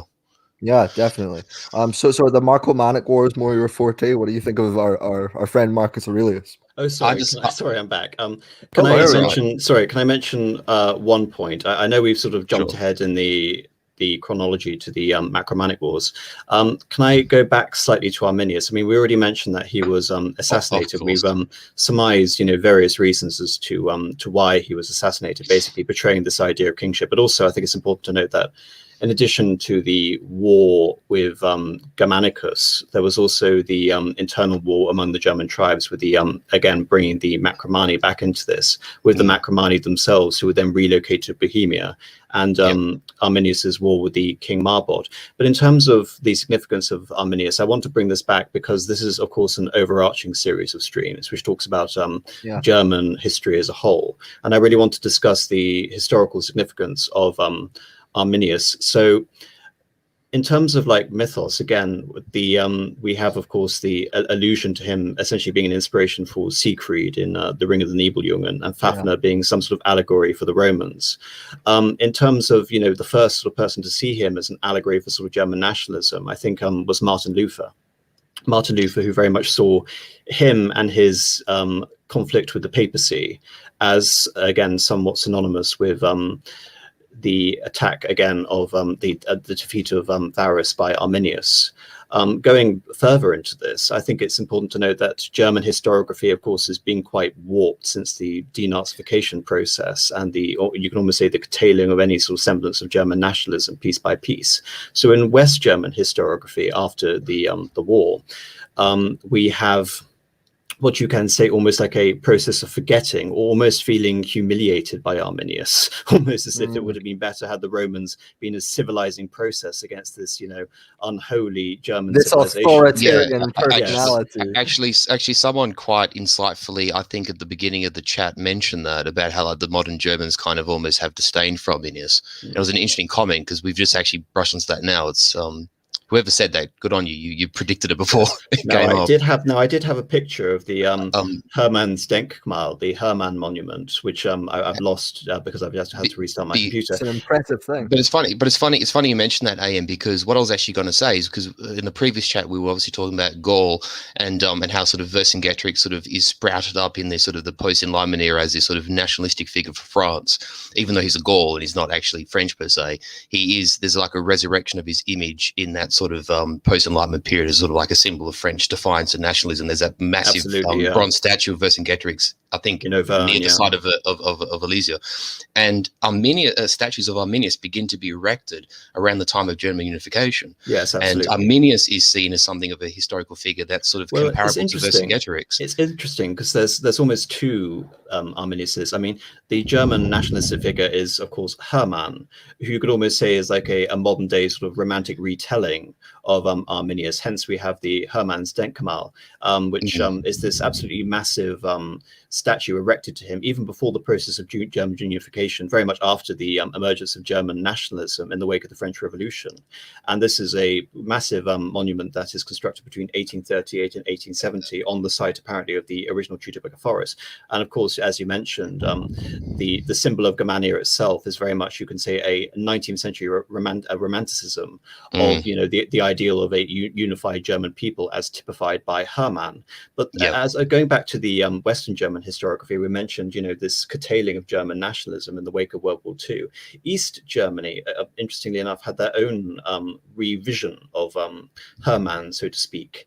And they were able to recharacterize him as some sort of proto-socialist hero. The collectivist German hero. Yes, I've not read about this. Yes, in contrast to, well, East German historiography referred to Rome as the Sklavenhaltgesellschaft, which means basically the Roman slaveholder society. And so very the much ultimate bourgeoisie empire kind of thing. Yes, the ultimate bourgeoisie empire. So very much the East German historiography was based on trying to find in German society some form of proto-socialism, and this to some extent is actually substantiated by Caesar himself. I have this little extract from Caesar, which according to him, Germanic peoples did not own private property, but that the land, the property of the entire tribe, was distributed by tribal leaders and occupied for a specific amount of time. Such measures were intended to prevent members of the tribe from becoming settled agriculturalists and to prevent wealth concentration, which would become a source of instability, but also so the tribe, I think, could quickly migrate in the case of the very temperamental weather patterns. And again, when we look at the German legal records, because of course I think it's important to note that the Germans did have a legal system in the pre-Christian Germanic society, and it tended to revolve around property and, among other things, the Wehrgild, which was a form of basically resolving tribal feuds through blood money. So again, obviously, this is a post World War II recharacterization to try and there's some form of historical link between East Germany and Hermann, and of course they would do this with Wagner in the same way that a lot of German nationalism would be, I would say, revised and again updated for this new communist regime. Just rewinding, just prior to the, let's just say, as our friend academic agent calls it, the mid-century Germans, if we can just wind back before that period, and you mentioned, what was that, the monument called, the Hermann's Denkmal. Yeah, the Hermann's Denkmal. I actually stumbled across something which I think everyone finds, but particularly you, AM, is there's a German what you might call Volkslieder, like a patriotic song, and it has the title Ich hab mich ergeben, and it was composed around the time, I believe, of I think post-just unification, and in the lyrics actually is a reference to Hermannsland. Now, I can't think of another German hero who they would be referencing in the song. And if you actually look at the lyrics of it, may I just read the sentence? Yeah, sure.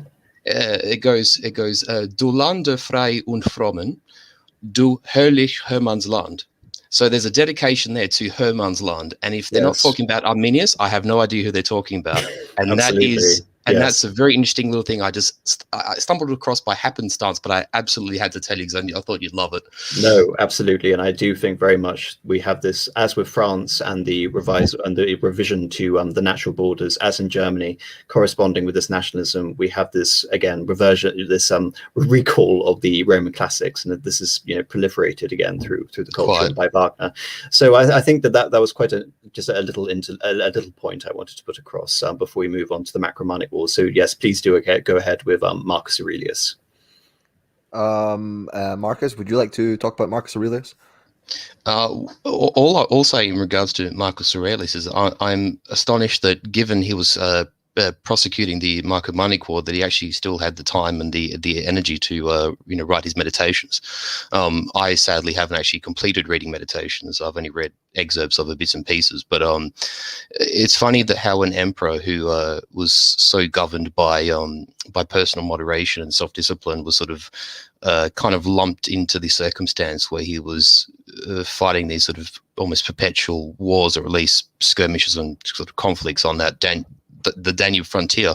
And really it was in that golden period of Rome where Rome would, for the last time in its history, really assert itself in this position of indisputable dominance. And it's following the good emperors, and then subsequently following the collapse of the Severan dynasty, which, as we since worked out, was the death of Severus Alexander. Rome just never has that period of undisputed sort of ascendancy amongst its neighbors, and this decline sort of occurs from Marcus Aurelius afterwards. But did you want to talk more about the Marcomannic War specifically? I mean, we could just mention the date. This is 160s to 180s. Sorry, yes. And this pretty much persisted for almost all of poor Marcus's reign. Yeah, he's very preoccupied with it.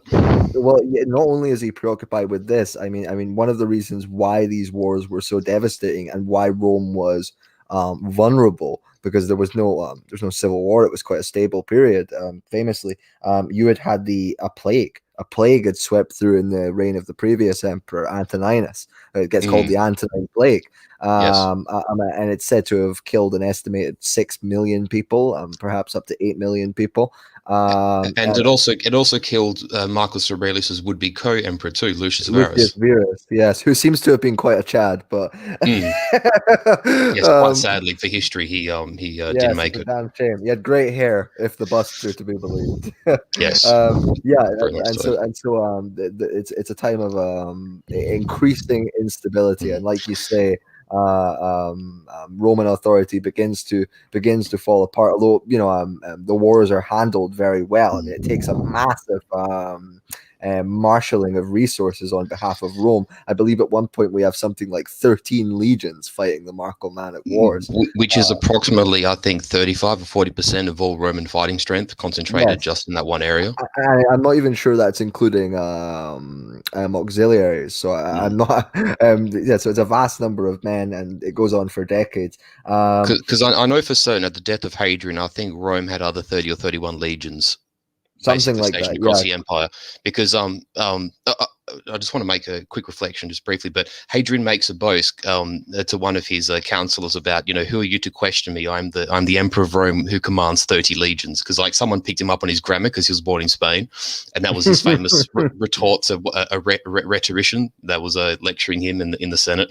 But there's quite an interesting sort of comparison here, is that you have Augustus consolidating, pushing out the empire, sort of rationalizing its boundaries, and then sort of Tiberius sort of consolidating those boundaries. And you kind of have a similar thing when you fast forward to the period of the good emperors, where Trajan undertakes this expansion into Dacia, into the Middle East. He attacks Parthia, extends the Roman Empire to its greatest geographical extent. The Romans make it to the Red Sea for the first time.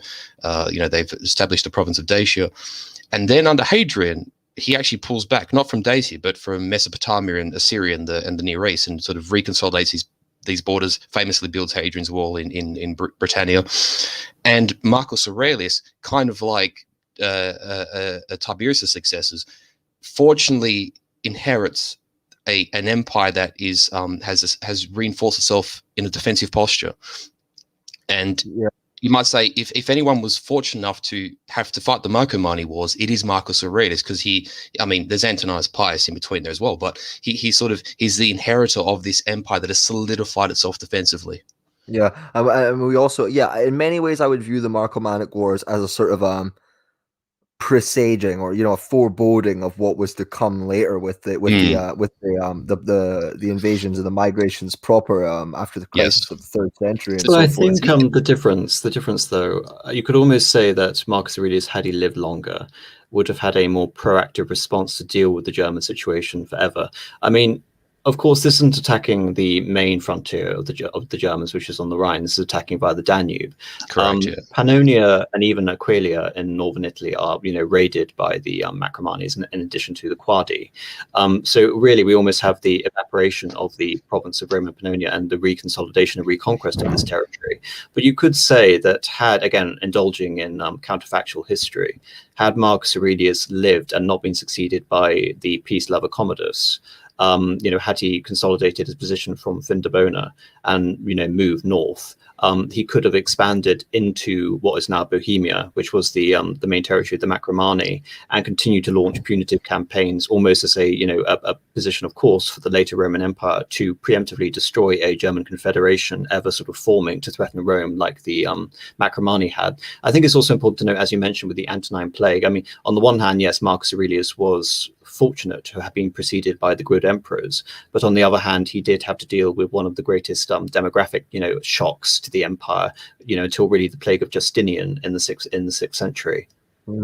Yeah, I'm pretty sure in terms of this idea of seeing stuff that we see later, at the end of this war, you mentioned the peace loving or the party loving Commodus, Marcus Aurelius' son, who pretty much ended the wars somewhat abruptly, I suppose.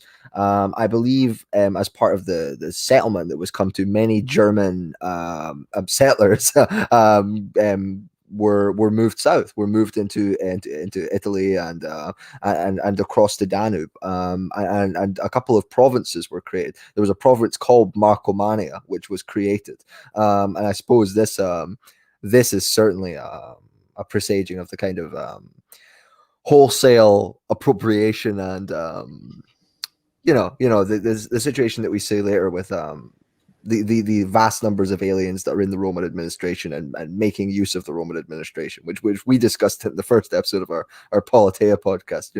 The allies and the barbarian, they become ever more able to move within the administration until things become very unstable. And of course, Rome just it gets to the point where they're just handing out increasingly huge sums of gold just to keep the barbarians off of their back, and it becomes quite the shoe is definitely on the other foot. It's funny how AM actually touched on sort of counterfactuals and the fact that Marcus Aurelius didn't live long enough. It's funny how it occurred to Marcus Aurelius himself and the Marcus Aurelius of the Middle Ages. And for those of you who are Byzantines in the chat, they call John II Komnenos the Marcus Aurelius of the Middle Ages. And both him and Marcus Aurelius died prematurely, just as their empires are on the cusp of some degree of stability. That's just an interesting, history doesn't repeat itself, but it very often rhymes. Fate goeth ever as she must. Exactly. Yes, and I think before my computer explodes, we should arrive at we should arrive at the 3rd century and I would guess the composition of the new German tribes. So in the 200s, I'd say we have the Suevians again who comprise the broad coalition of Germans between the Elbe and the Rhine. In Swabia and what would later become the Agrodecimatis, they are replaced by the Alemanni. And in the east, we also have the arrival of the Gothic peoples, and they would again become a serious perennial problem for the Germans, so much so that in 250, the Gothic king Cniva would kill the Emperor Decius at the Battle of Abritus. And, the Goths would go throughout and, raid the provinces of Mysia and Thrace, and even, threaten cities like Thessalonica. And again, we also have Germans breaching the Rhine, I think, during the reign of the Emperor Probus. During that time also, this is the time of Aurelian. We have the temporary division of the empire, and the Gallic and the Batavian German general becoming the emperor of the. Sorry, my computer's playing up again. Oh yeah, no, but he's talking about Postumus, who, it's thought by some that he was actually, of Batavian ancestry, and he was the, we talked about the Gallic Empire, which was set up in the northwest, and then you had the Palmyrene Empire in the east, and it was reunited by Aurelian. Postumus is almost like a proto-Stilicho, like a sort of a barbarian descended sort of Roman who, fights the Roman cause in a sense. Yeah, definitely. I wonder though, in terms of the movements of the Alemanni, like what was the motivation there? Was it the Goths coming in and then pushing them? Because I thought the Goths came a bit later. Well, I have a feeling that much can be said. I think there's a lot of logic to the theory that with the Romans having bordered these German peoples, by the time we get to the crisis of the 3rd century, they have been in contact for, a good couple of centuries, and they've been trading with each other. They've been skirmishes. Obviously, the Romans had famously attempted to annex Germania, and then you have the Marcomanni Wars. There's this increasing familiarity between the two cultures and the two peoples. And I think to some degree, the Germans, or the German peoples and the respective sort of subdivisions of those tribes, observe casually that Roman strength is waning, that as they sort of probe the German, as the Germans probe the Roman frontiers, the resistance is not as strong as it once was. Perhaps the legions aren't as well led as they once were. Perhaps they're not as disciplined as they once were, or as well equipped as they once were. And to take on this empire that has 30 legions deployed. And one thing that a lot of people don't actually realize too is that it's not like the Roman army just declines. There's a strange sort of a dynamic that occurs through the crisis of the 3rd century, through the Constantinian age, up until sort of, you could say probably Majorian, where the empire's standing, the size of the standing army, the legions, actually increases from approximately 320,000 up to 600,000 men. And to consider that for an empire in antiquity to have more than 500,000 men under arms as a professional paid standing army is monumental, right? Even though the quality of that force might be varied or be at a lower sort of mean standard, it's still quite an accomplishment for the Romans to field this force for, the better part of 2 centuries. It's quite a miracle if you think about it. But going back to the question that you've asked, I think the Germans realize that in order to make an impression upon the Romans, they have to attack in greater numbers, which means that the Germans kind of have to put aside whatever differences they might have, or that, for their own advantageous Gauls, they have to sort of coalesce in larger groups to be more of a threat to Rome, to be able to penetrate the frontiers. And then once they get into these cities, they can pillage them. They can ravage the countryside. This is what I mean when I say that they learn to learn. Like, it's not just the Romans learning, right? It's the Germans. I would argue the Germans are learning more than the Romans at this point, to be fair. I suppose the Romans can't learn much apart from how to, and also the technological gap, I think, does decrease in this time as well. I think the Germans, having had this sort of contact with the Romans for a couple of centuries, adapt a lot of the advances, or to some degree, some of the advances that the Romans have made, and incorporate into their own, whether it's metallurgy, whether it's masonry, whatever, whatever sort of sciences apply to militaristic science, and applied and sort of incorporate with their own, you might say, German way of war, and their own ethos regarding warfare and fighting, which, as we know from things that Tacitus wrote about, the Gauls and the Germans, this attitude really doesn't change among the Germans, and they take on this offensive posture, and they start sort of quite literally, like a vulture or a crow, they start sort of picking away at this sort of decaying empire, which is Rome. And we see just little chips being taken off. I mean, Aurelian, who we mentioned, who reconquered the east and the west, and he repelled another invasion of the Goths. But then Dacia, the province, finally lost. It was abandoned. Yes, absolutely. To maintain it anymore. By the year, Mike, you just. Well, you got to think too. Aurelian actually intercepts, I believe, is Alemannia, the river Lake Garda. And for those who don't know, Lake Garda is in Rome. It's actually in the proximity of the the Valley, and it's the furthest. Yes, this is the Aurelian walls, right? They were built at this time, of course. Well, yeah. Well, I don't know if you or AM have ever been to Rome. I've had the fortune of going a couple of times. I have family not far from the city, and the Aurelian walls are still there in relatively good condition. They're quite imposing. And Aurelian is compelled to build them because the Alemanni, not only are they the first German tribes to actually venture through the Swiss Alps, they actually enter Italy. And like I just said before, Aurelian ambushes them at Lake Garda, which is just in the north of Italy. It's in the Po Valley. And so there's this fear that hits Rome for the first time, that there's actually a very clear and present danger of being vulnerable to the old, ferocious, gargantuan enemy that are these, German barbarian people. They're back with a vengeance. Yeah, I mean, and after this point, I mean, the amount of wars and incursions and raids and counter raids gets a bit impossible to track. I mean, I know that Constantine won a great victory against. He even captured like a king. Several. Constantine, if you take his probably civil wars out of the equation just for a second, Constantine is probably arguably in the latter life of the Roman Empire, probably is one of the most successful emperor generals against the tribes north of the Danube. Definitely, yeah. I mean, he wins multiple victories against the Goths and the Alemanni, but it just becomes such a drain on resources and an impossible situation to maintain. Which I know this stream is more about the Germans than the Romans, so I don't want to hark on about it, but it in a nutshell, it compels the Romans, under Diocletian, to set up the Tetrarchy. Diocletian attempts to sort of set prices in the economy, which doesn't work. It stimulates the whole black market. The Roman currency really starts to collapse through the 3rd century because there's such a strain on taxes to maintain this Roman army that has essentially been doubled in size, when the Roman economy certainly has not doubled in size, and neither the tax base. And they have all these sort of these concurrent circumstances and this coalescing of various influences and various events happening at once that really strike Rome at a period of profound vulnerability.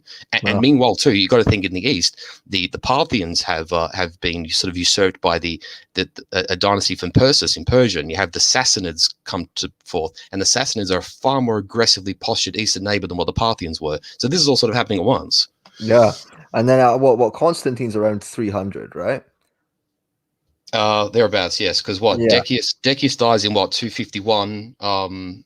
And Constantine becomes emperor. I'm trying to think what year. I've just literally had a blank. But yes, you're talking early 300s, yeah. Because I'm trying to think. I would say the next major migration and major push into the empire is probably caused by the Huns, right?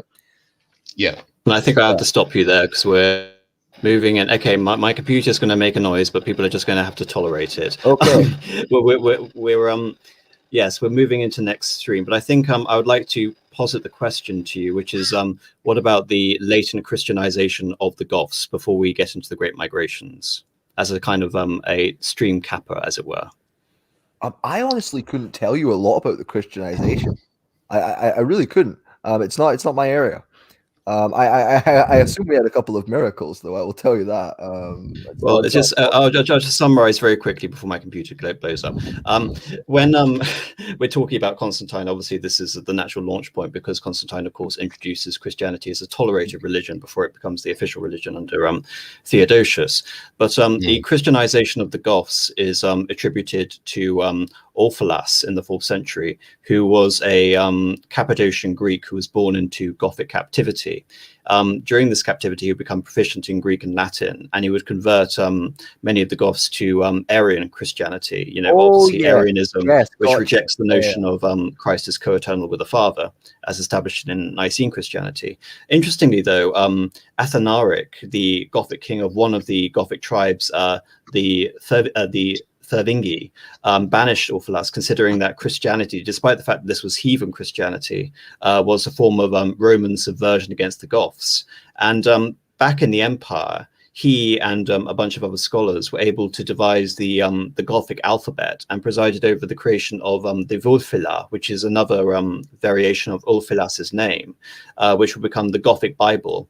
And the Wulfila is one of the best examples of the Gothic language, and also one of the earliest documents of the Germanic language as a whole, which is why it's so significant, as opposed to all these myriad runic inscriptions we've had from previously. I think, even though it's East Germanic, which is a very much different language to what will evolve into medieval German, I think it's important to note that the Christianization and, you could say, the literary culture of the Goths will go hand in hand. And as you mentioned, the rise of the Goths also goes in hand with the early dismembering of the empire, because Dacia has been abandoned and they more or less occupy that province. And in terms of they become such firm friends in many ways of the Romans. I mean, it's Aetius and the Goths against Attila and the Huns. Yes, at the Battle of the Catalonian Plains. Are we going to touch on Adrianople, or are we going to leave that for next time? Sorry, computer.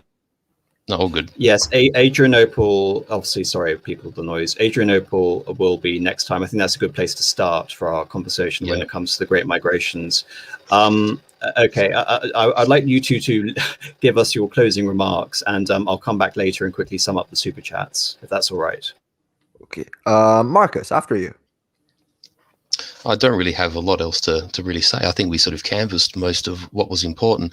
I think what can be said, though, sort of in reflection of this discussion we've had about the Germans, is that the Germans proved to be one of the sort of the first obstacles that the Romans confront and don't actually vanquish. And if you consider who the Romans were and the obstacles they themselves confronted, I mean, this is little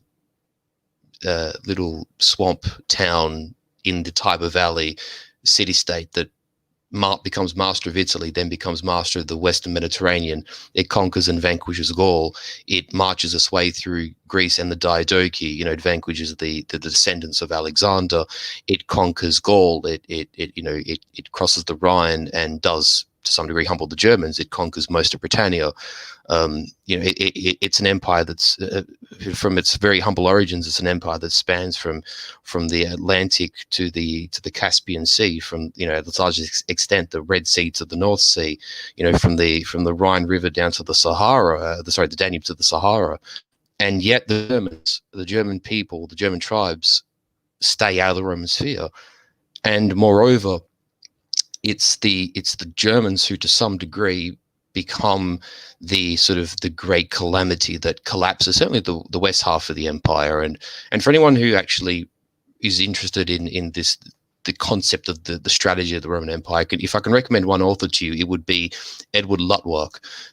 He actually wrote the grand strategy of the Roman Empire, and he also then wrote the grand strategy of the Byzantine Empire.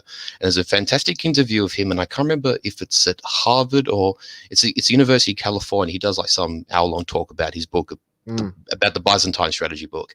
And he basically posits this point that if you look at the empire at its greatest extent, or certainly at its largest extent as a single unified empire, you look at the fact that in the West, there's all this defense in depth, right? You have Gaul that is guarded by the Rhine.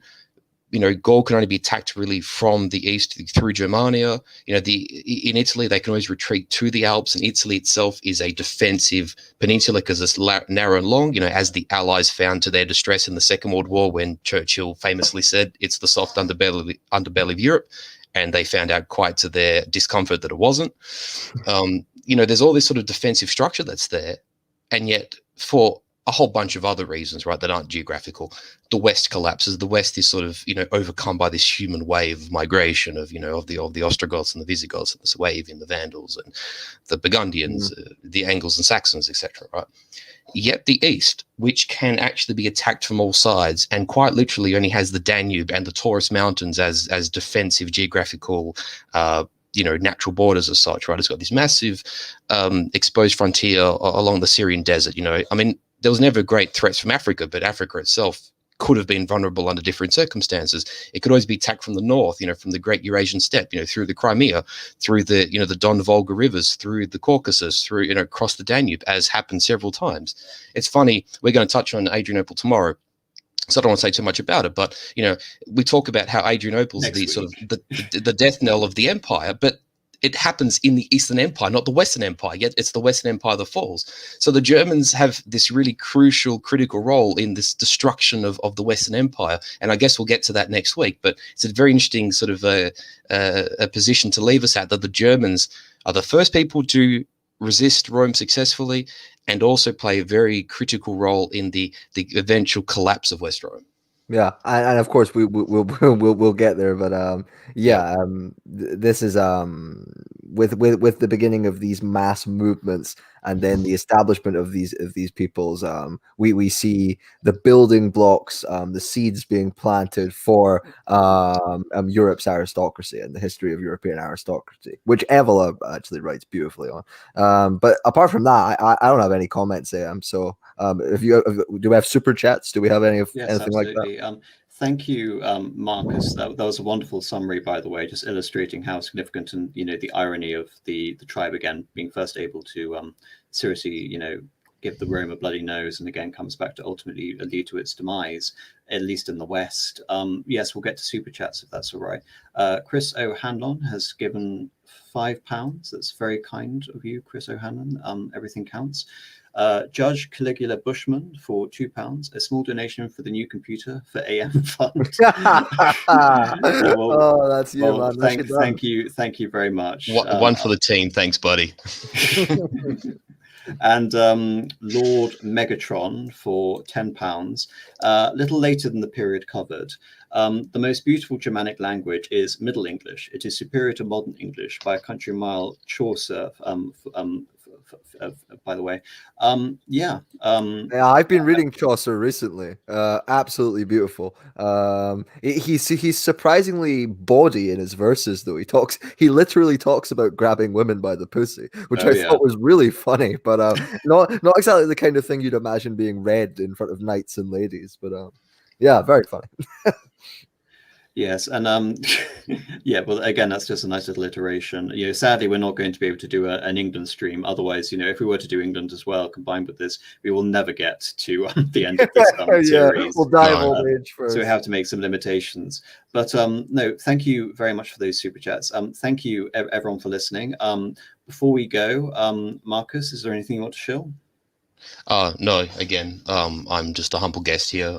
As you did last week, you kindly put my Twitter handle there. So if anyone wants to sort of follow and,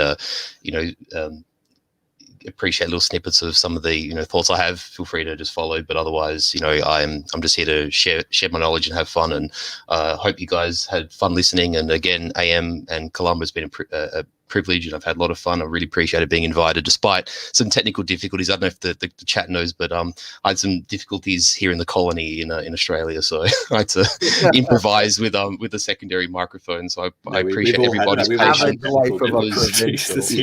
It was aside from my steam-powered internet being slow at the best of times, I had to improvise a bit tonight. So my apologies to everyone, but thank you for your patience, and it's been a privilege. Thank you. Wonderful, and thank you very much again for coming on, Marcus. Columba. Well, I want to do this. I really want to plan out some of flesh out some more stuff about Richard III, because we were talking privately about possibly doing an episode of heterodox history on Richard III. But I don't know. I might write an article on him for my Substack, because thank God my personal circumstances, I'm a bit more free now. Work's been a bit less stressful, so I'll have more time to write. And Richard III has always been a fascinating one for me, so I might put something out about him in the next couple of weeks. Absolutely. Yeah. So apart from that, nothing apart from the regular, vituperous tweeting, but that's par for the course. Yeah, and we'll look forward to seeing that if you're able to finish that. There's a last minute super chat by Endorphin Junkie for $5. Was there punishment for any of Varus's family for the Teutoburg disaster? I think his son was disgraced. I don't think he was actively punished. But his name was associated with ill omen. He certainly was never given a command. Yeah, and so the family line pretty much died out in terms of distinction. Yeah, which is a punishment, I suppose, right? And there's also something to be said too, as well, that the disaster. I actually didn't get to use the phrase earlier, but this event had such a profound effect on the Romans that they essentially called it Clades Variana, which means the Varian disaster, and what it did have is, and it's happened to a number over the times. You could say the same thing happened to Manuel after the Battle of Myricephalon of the Komnenon dynasty, much further down the line. That these catastrophic defeats end up almost crippling the ruler, and Augustus is never the same again. And the writers even reference his physical decline. He stoops lower, he wears simple clothes, he sleeps on a soldier's bed, his teeth actually fall out. And whether that's just natural course or whether he's actually accelerated by a genuine grief from the disaster, we'll never know. But it's an interesting thing to observe. So a man like that probably is in a position where he wants to, reprimand the family for it. I just don't think Augustus was of the mind, to be honest. But that's just my personal perspective. No, well, very interesting. So yes, if you like this stream, do like and leave a comment. If you really like this content, consider signing up to my Subscribestar account, which is linked in the description. Thanks again to the guests for being stellar this evening, and thank you again, everyone, for watching, and good night.